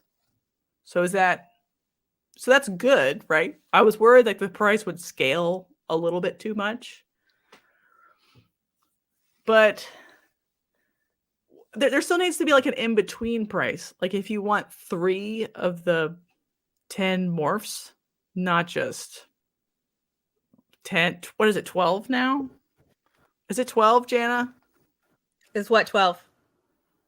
The number of morphs tested for now on Morph Market. Oh. I think it's 12. I want to say no, it's 12. 11. It's 11. 11. I just read it. Half right.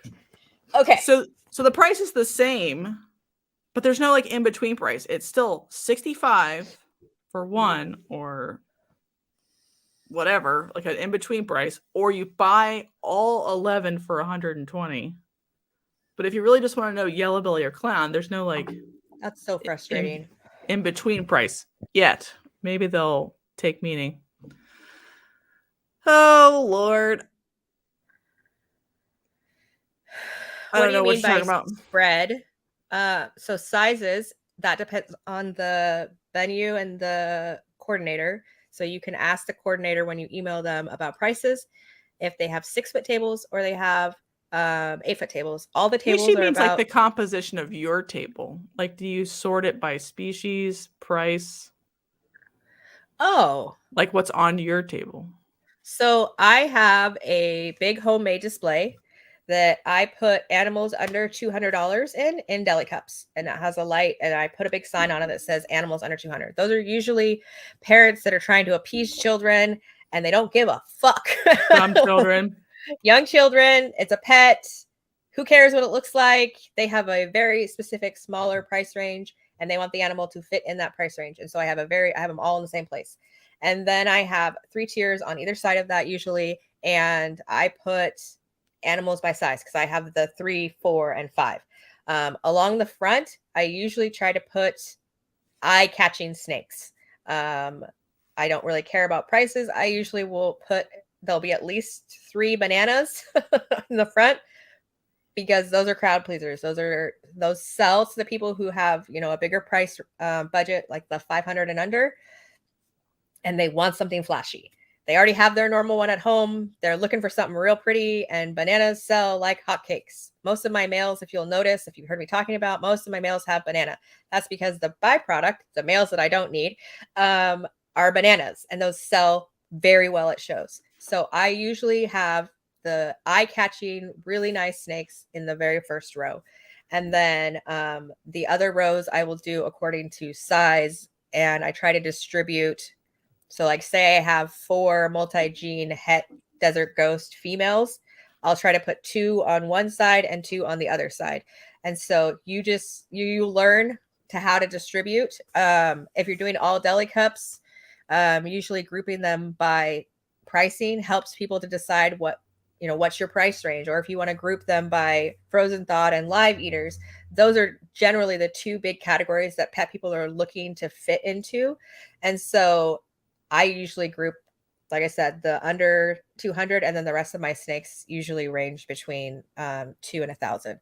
And I only bring like 1 or 2 in that higher price range above 500, and the rest fit between 5 and 2. And so I do mine by price, but I always label if something is a live feeder because a lot of pet homes will not even consider that animal if it's a live eater. And so, I mean, that comes with learning about your show, that comes with experience, that comes with, it really depends on your composition of your animals. If you want to message me on Instagram and let me know kind of like what your animals are and what your setup is, I can help you to set that up and give you more specific information. But like I said, normally the flashier snakes in the front is what draws people in. And then price and how they eat is what pet people care about. Okay. Do you have any final thoughts on we're out of time by your own request. So okay, so my own request was till noon, but I actually have till 12:30. You son of a bitch. Son of a bitch. Well, I knew we'd talk over, so I just was like, let's try to fit it in here. Listen.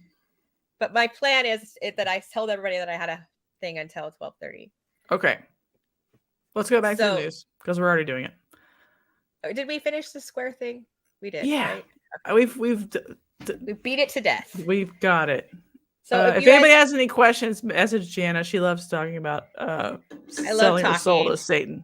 Yes. So if you have more questions about what we've talked about while we're doing the news, if you want to drop them in the comments, we can also try to, if we have time, we can try to answer them as we go between each news thing.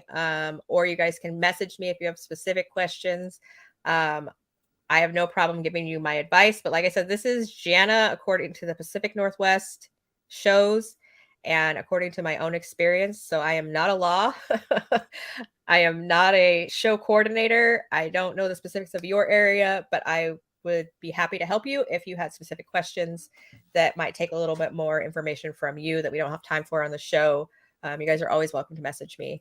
But I will get to your message when I have time. So it will not be an immediate response.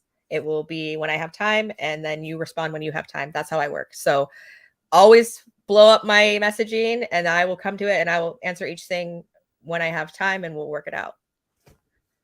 Yay. Yeah. Yay. So on my tables, I sort by species because I don't want them touching. So. Oh, yeah. She has to do hers very carefully because of biosecurity and stuff. All mines are by ball pythons. So if that's also a consideration, I can get Jessica's advice, or we can three-way. Just no touching. That's the number one rule. Okay. So I sort of talked about this while you were on the phone. And then Roger says, great family snakes. He doesn't think there's a difference in effort on the part of one versus multiple genes. So like once they extract the DNA, that's the first cost. But there are additional primers used for each additional gene. So there is some difference of effort. But that means to me that like the 120 price is more expensive, and the 65 price if they can absorb the cost of additional primer usage. So do you think as they add more tests that 120 will go up, or do you think that that's going to be a flat fee forever? Because they just added yellow belly and it didn't go up? Right. I assume it would go up eventually. But I said, why do we need to test all the primers if that's not even a consideration? If yellow belly isn't even in the pairing, I don't want to test for yellow belly or gravel. Down here.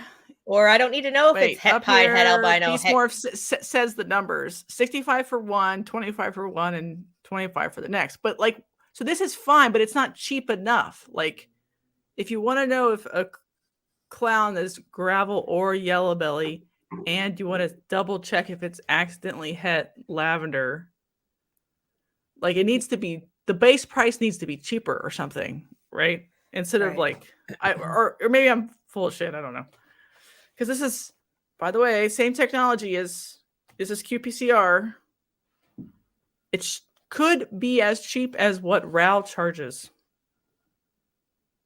Is that bad to say that out loud? Don't at me, Ben. But they could be that cheap. So 25, and then a panel for 60. Yeah, I don't know. I think it's going to be an evolving process. It's fine, we'll right? Keep you up to date. It's not my favorite, the price scaling or schedule or whatever. Like I thought they were going to up the price already for when they added yellow belly, so that was like a pleasant surprise. I think that they factored that in when they announced it was on the verge of being ready. Real question: if someone already asked for the panel, are they going to Can they get add yellow yellow belly belly? included? Oh, that's a great question. Because my shed was it's been in the mailbox for a long time. It was just like updated in Morph Market as received.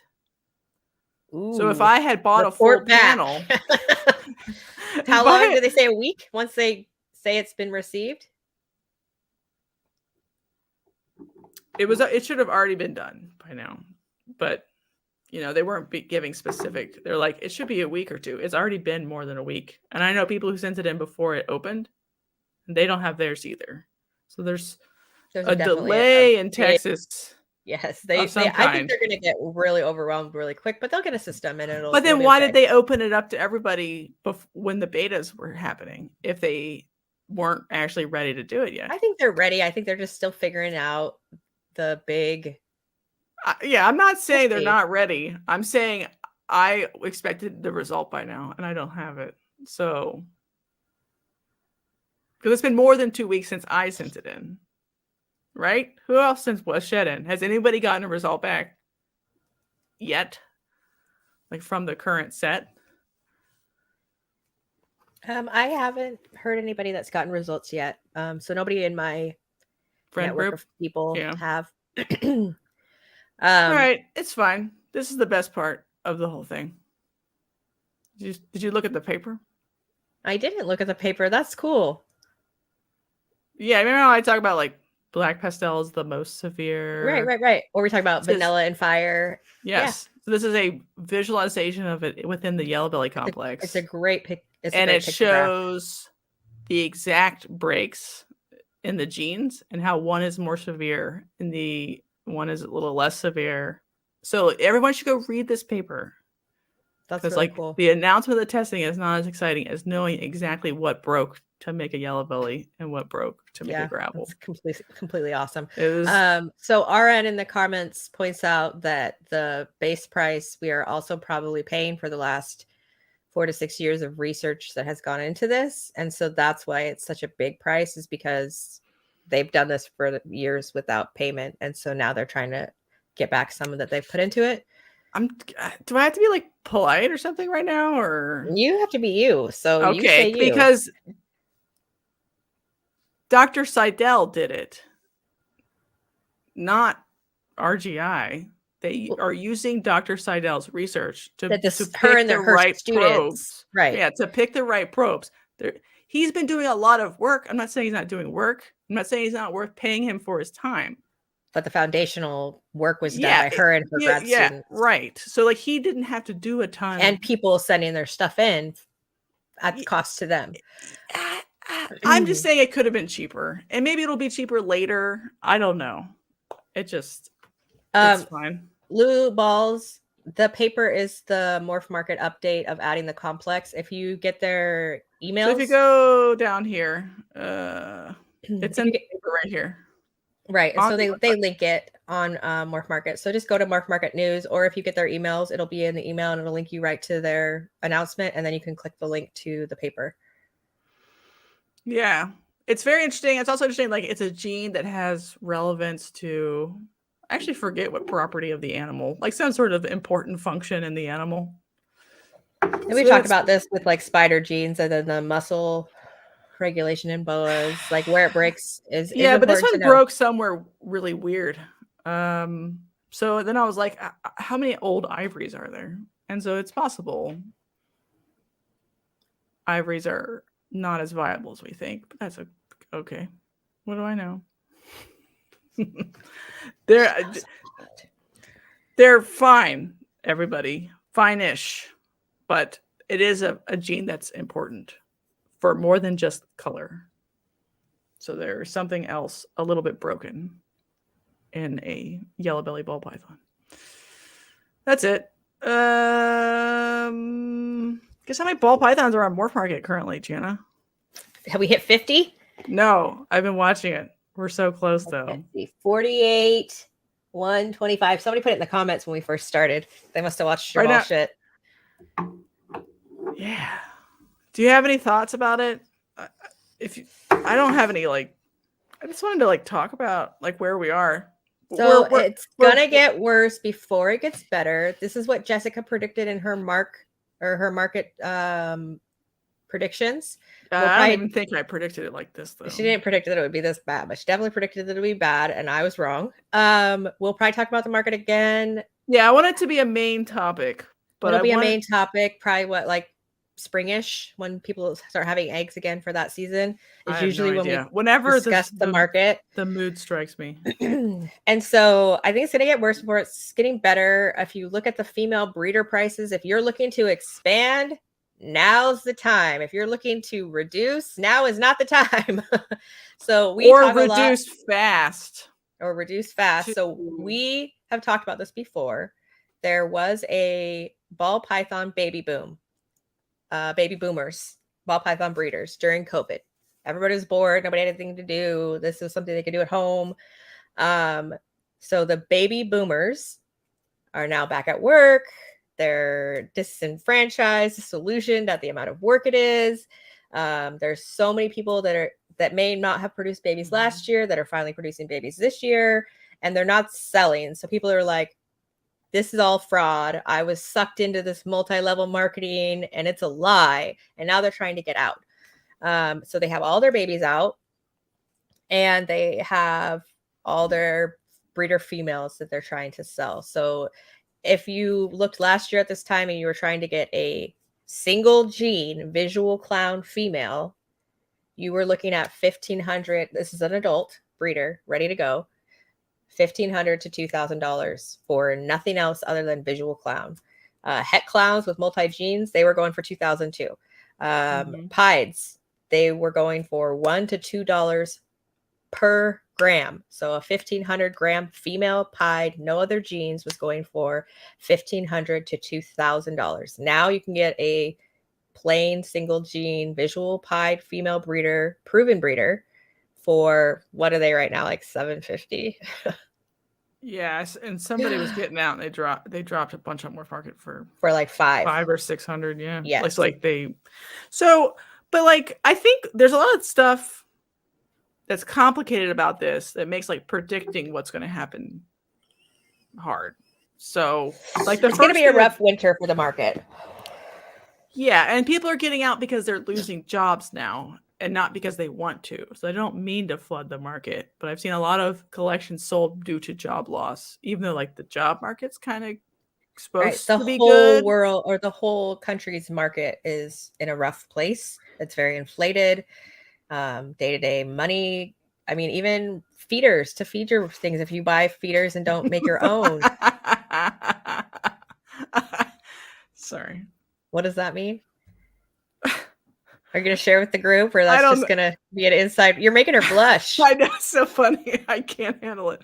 I go to Wall Street Bets. I don't have to. I don't. You got to give it to us. I can't explain it. Oh, okay. It's just like an internet thing, where like, or like a fucking pump and dump crypto scheme, where like you need a hold, but they always misspell hold because they're funny. It's nothing. I got nothing. Just go on the internet, Jana. Get on Reddit. Go to Wall Street Bets, and do not invest in game stonks right now. Right. So if you are looking to reduce, now is a very terrible time to do it. You're going to lose money. If you're looking to expand your visual breeder females, and you are comfortable and have good quarantine and biosecurity, now's a great time. You can get a 1 or 2 gene breeder female visual of whatever project you're working in for a very reasonable rate right now. It's a great time if you're looking to expand. It's probably even going to get better as the season progresses, when people start to get desperate because they don't want to breed that animal because they still have animals from that season that they're selling. So you're going to see a lot of people leaving the hobby. You're going to see a lot of mass exiting. You're going to see a lot of people crashing market prices. Yeah, like that's just what it is right now. It doesn't mean that it's broken or it's ruined forever. This too will pass. The market has survived this before. It's just like 10 times also, by the way. Right. Like every 3 or 4 years we have a little bit too much production, and it goes into it'll be fine, guys. Just stick it out. What people should have, like, hypothetically, like, notice coming. had enough money to like go through this time. But like my question is like, what is the advice we could actually give besides buying like nice females that are underpriced currently? Like, do people need to stop pairing as many pairings as they want to do this year going into next year because there will still be a market surplus? So there'll still be a market surplus, but there's 2 rules of thought. So if all of us do less pairings, which is my plan, it's going to cause a reduction of supplies, which will make the prices go back up, which is good for everybody. But there'll still be the overflow from last year, so it may not stabilize the market in one season. And then there's people that are still going to be breeding just as many because they're anticipating not as much stock, so they're hoping to benefit from that by producing many. So it's going to happen. It's going to happen next year too, guys. Is what I'm saying. Yeah. Some people are going to have way too many. I've heard be like, it's going to be fine in 3 months. It's going to be fine in 6 months. I think it's a 2 or 3 year cycle where it is. It's going to be at least a whole. So you can reduce pairings if you want. I'm going to reduce pairings. I'm in school, but other people aren't going to. And I'm going to reduce superfluous pairings. So like show fodder. Sometimes in the last few years, I've just bred for show fodder because I was learning about breeding. And then now I have a bunch of more high-end things that are coming of age. And I'm only going to breed things that produce things that I want to hold back. And so I know a lot of us that got in and were waiting for our good stuff to grow up have been just breeding things that are cool or breeding things that sell well at the shows. Maybe don't do that. I'm not going to be doing that. So the stuff I'll take to shows will literally just be byproduct while I was making things. Like I have a whole clutch of male pastel, double het, enhancer, clown, 50% G-stripes. Those are $40 snakes, people. Yeah. And they are going to be labeled as pastel males and sold at shows. What do you think your cost of production is on a single snake? Have you ever figured it out? We figured it out last year. I know what it is for me. It's like $25 or something. Oh no, it's not that much. It's less than 25. We figured it out last year. And you were talking about on bullshit, and it was like way higher than I thought we had figured out. When we ran the numbers I've never figured out a ball python to be less than like $75. It's like it's way more than 25. A corn snake is like $25, $15. Oh, okay. I don't know. I haven't done it. Especially if you're buying in rodents. And right. Yeah, I wasn't buying in rodents when we figured it out. I was doing my own. Yeah, I don't think I would ever think a ball python would cost, even if you bred all of your own rodents and you used the fucking sun. You never ran rack heat and you were ambient only and you did all this shit. Well, and still $75. Well, you still and you paid the mortgage of that relevant piece of land for your and you paid yourself labor. Right. And this market, normally I sell a normal for 60, but because the market is overinflated, there's people next to you that are selling that normal for $20 at the shows. So people are undercutting the market, and you either match their price or you hold on to your stock. So I've dropped a lot of my prices considerably for this next show than I had even in Spokane. And I still sold a lot of snakes, but the very lower end stuff I wasn't selling because people are like, I can go next door and get that exact same snake for $25. Did most of what you sell there was animals you had paid for yourself, or how much of it was production? What do you mean animals I had paid for myself? So if you buy a snake for $500 and you resell it the next year for $500, you didn't actually make any money on that transaction. So I'm just asking if you were getting your money back by selling adults. 90% of my money was production. Okay. That's still good. See, I have a pretty loose, like, even if you lose money on an individual animal, you're maybe gaining a future customer. And like the whole clutch could be more valuable if you divide it between all the babies. So there's like ways where losing money makes you money. I mean, Costco doesn't sell rotisserie chickens for fucking $4.99 for their health. It's a loss leader for a reason. To get you in the door. Buy other stuff. Right. So are all genes dropping? I would say no, but ish. They will if they are really high end stuff. is stable and fine, and the high-end market is still doing fine. I don't know about that anymore. Fine-ish.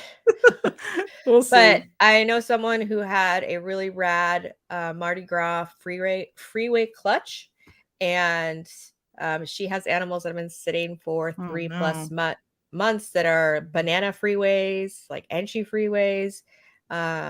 They're males, but people tend to like males in that project. And so it's going to be a rough go, but stick it out. It'll be fine. We'll get through it. Like I said, I consider anything under 500 byproduct, and I consider it like a bonus if you make any money off of it. And the goal for me is to not go under supporting those snakes, which is why I wholesale at the end of the season. Am I still making even? Probably not, but I'm not losing enough money that it's making it so I shouldn't be doing it at all. If that makes sense. Yeah, I mean, everything's complicated. It depends on like how hobby you are, how business you are, how if you're just doing it because you just like making baby snakes and you don't care what you sell them for. All of those permutations are technically fine, but if you're pretending to be a business, you should try to make a profit. And you can make a profit on pet-only snakes if you want, but you just need volume at that point and to keep costs controlled. You need volume, but you also need a place to sell them. So if you're not selling volume at your shows, then you don't need volume. Like, well, I mean, there's a, I don't know. I don't know what someone is supposed to do, but people can sell volume at shows still. It's just what species are they in and what does it look like? Right. You might not be able to sell volume of normal ball pythons for $20 and losing $40 on each animal, but you probably sell volume of, I don't know, bells or something, like whatever. You probably still sell volume even in an oversaturated market. But like, is it worth it? Do you want to do it? I just think for me, my advice to other people this year is do personal satisfaction pairings and pairings that you want this year. I mean, there is also the controversial, het freezer. Pet freezer. Pet freezer. A lot of people, if you're coming to it from a business standpoint, do I need 5 possible triple het males that are only worth $40? If it costs $75 to make a snake, do I need to be putting those out even in the pet market? Normally there's a pet market for that, but right now it's oversaturated because everybody else has 50 het freezer males. So should I be humanely euthanizing those snakes and not introducing them to the pet trade to keep the market stable? A lot of people think that is unethical. I mean, Sean didn't think it was ethical, and then I was like, "There are a lot." I mean, they're going to die anyway. That's highly unethical to put a healthy snake to euthanize a healthy snake. Okay, but is it more ethical to do that or to give them to somebody who won't take care of them and they'll die anyway in 6 months after being tortured? Because you sold it for $25. Yes. And so people that buy $25 snakes, that's why my normals were $60. Because if you can't afford a $60 snake, can you afford? You probably can't afford a $200 setup. No, fucking no. And so keeping the price of entry level snakes higher is better for the care of snakes, because there's a certain price point you have to be able to achieve, which is about $300. Right. The setup and the snake. And but the morality police are going to come get you. So. Right. So Lisa, so this is how the market used to work. When there isn't a flood of the market, when a snake is older, it becomes more valuable. But right now that is not true, because people have too many snakes in their rack. And so the longer it sits on morph market, they start to reduce that price. And if they start to reduce that price, then if you keep yours or you raise your price, then people won't necessarily buy from you. They'll buy from the person who's reducing their price, which causes other people to reduce their price, which is what causes the market to continue to drop. But like I said, it's not a permanent drop. It will go back up as things self-correct. But right now, that's not true, because if you can get a breeder-ready female at a similar price point to a baby female, wouldn't you get the breeder-ready female if you were sure of the biosecurity and all that other stuff? I mean, it's so that when a market crashes, it crashes everything. And so the value of keeping a snake in your rack, the value of your profit is going down every time you feed that animal. the value of your profit goes down the longer you keep an animal, because you're paying for power and you're paying, through your time to clean that animal. And so there's a lot more that goes into value than just like face value of what you're selling it for. Right. And even in the best of times, like holding a male didn't necessarily increase its price. I never keep a male that's under a certain price point. Like I said, it's about to be a big break between shows, and I'm wholesaling a bunch of animals because they are less than the cost to produce an animal, and continuing to feed them for 3 months waiting for the next show is losing me money. I'm not going to just freeze them all, because at this point in the market, I don't feel like it's a moral obligation to be making het freezers. But I'm also not going to continue to eat the cost for those. Do you think there's a moral implication to breeding any ball pythons, though? If any ball python has to go to a freezer anywhere. If we're having to het freezer a bunch of males. I still breed ball pythons, by the way. I'm just like doing it. If for a het freezer male ball python, and you were just breeding that clutch to learn, or you were just breeding that clutch to make not something to hold back, I think that was immoral.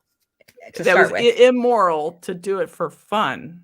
To do it for fun when you had no intention of keeping it, it's not advancing any project you're doing, and there is no market right now to sell it, then it was immoral to do the breeding in the first place.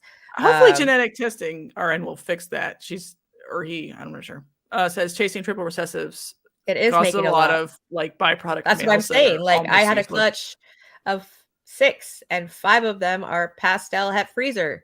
Nobody cares that they are possibly triple recessive. I'm keeping those females. I'm going to genetically test that female to see if she's triple het or double het. But either way, I'm keeping that female. The males I have zero use for. They are pet only snakes. No one is on morph market trying to find a pastel double het enhancer clown possible G-stripe. Nobody wants that snake. There's no market for that snake other than as a pastel pet. And so I don't feel immoral for trying to produce females that I can keep back. My husband can't be trusted. So I don't feel like that was a bad pairing. I feel like that was crappy odds. Some people could want a double or triple het male if it's 100% for a couple of those, because you can breed that male in 1 year to a homozygous female of the other one, and then test the daughters for the hets you didn't hit. You'll have visual females. Now that there's testing, I can probably sell one on morph market for $300 to $500, but I can't sell 5. And I can't put 5 on a morph market, or I'm going to crash that market. I also made 5 male double het GG pies with pastel and or inchy that are not particularly useful for anything. So if you get hit bad odds, then what do you do? Wholesale those males. Wholesale. Or try to sell them at the shows like I do. So I give them an opportunity to be sold at the shows, and then I wholesale them. If the wholesaler is full, then is that het freezer, or are you going to continue to feed that animal until the next run of shows? Like that's a personal ethical choice. Is it also like morally reprehensible that the ball python police think that you're a bad person for even considering the moral implications of what you're doing and not just blatantly wholesaling them, and not considering that moral implication? Because there's a lot of people who are like, I would never. Right. There's people that like literally try to keep snakes alive that have half a face and are kinked horribly because they're going to give that creature a chance to live. I don't agree with that. And that's an ethical issue that it's like politics. You have to decide where you stand. I have king snakes.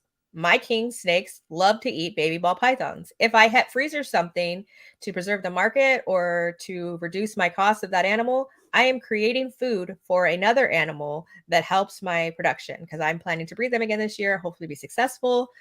So when I het freezer something, usually right now I het freezer animals that need to be humanely euthanized because of defects. But if in the future I need to het freezer something because I have 5 of the same thing and there's no market for it and the wholesalers are full because everybody's wholesaling at this point. Yeah. Am I going to het freezer it and make food for my... Where they're like, I have wholesale lots. I'm seeing it every day. Wholesale lots. Right. And so if I het freezer that, I mean, that's a really expensive meal for my for my king snake. If the cost is $75 to produce that, But I also didn't lose $60 feeding it for 6 months, hoping and to it sell it. also isn't going to die in a pet home that wasn't qualified because it was wholesaled. Correct. And got so that's a moral. Only you can answer if that is something that you are morally okay with. I feel totally fine about doing it if it comes to that, because it is feeding another animal, and I think that is a useful Lisa use is going of that to animal's life. Not drop prices, but hold and won't pair, so that her own like personal burden is not like added to. And that is an absolutely fine business model to obtain. I am doing half the pairings I did last year this season. I reduced the number of breeder females I have. I don't know if I'm going to be selling anymore, because people want to pay $200 even if they have like 2 or 3 genes, if they're not het for anything. And so it's like, I paid way more than that. I'm not doing that. I'll just hang on to it and feed it for a year. And if the market gets more stable, then I'll sell it. But I'm not choosing to breed that female. You have to decide what's right for you. And there isn't a wrong answer. And you shouldn't think that someone's doing it wrong because they're not doing the same thing as you. But you have to ethically decide within yourself what is an ethical business practice for you. And you have to follow that. So I'm not going to be able to tell you what's ethical. You can't tell me what I can decide is ethical. And like, that's where I still like wonder if like feeding king snakes rats is even ethical, because that they get fat and die. Or hog noses, not a large percent. Toads and frogs and rats are amazing animals. Lisa said that she thinks it's so ridiculous that we literally kill rats to feed these animals. Rats are smart, social, wonderful creatures.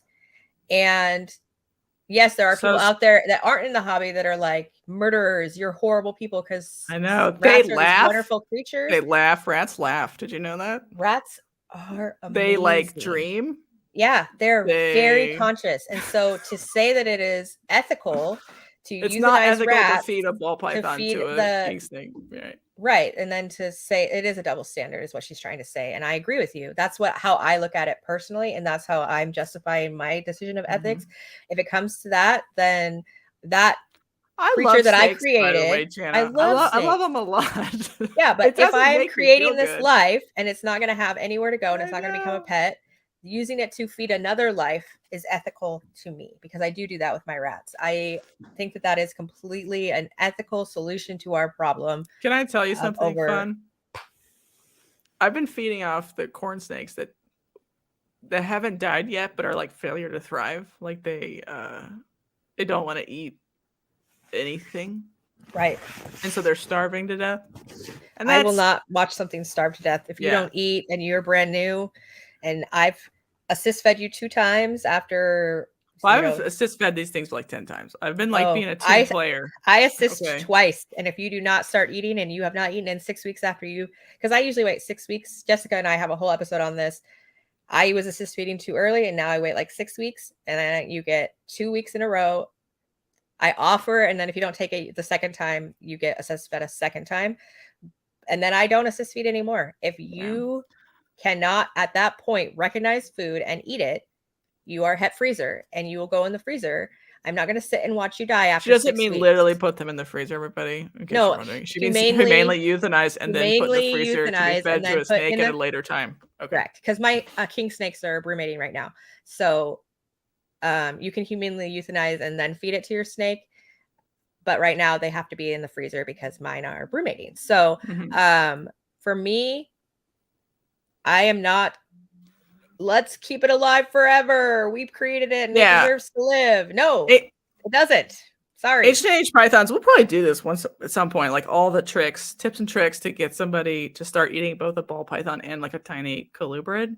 But there is an attrition rate in colubrids that nobody really talks about, that like they have so many babies, they don't try that hard to make them that good.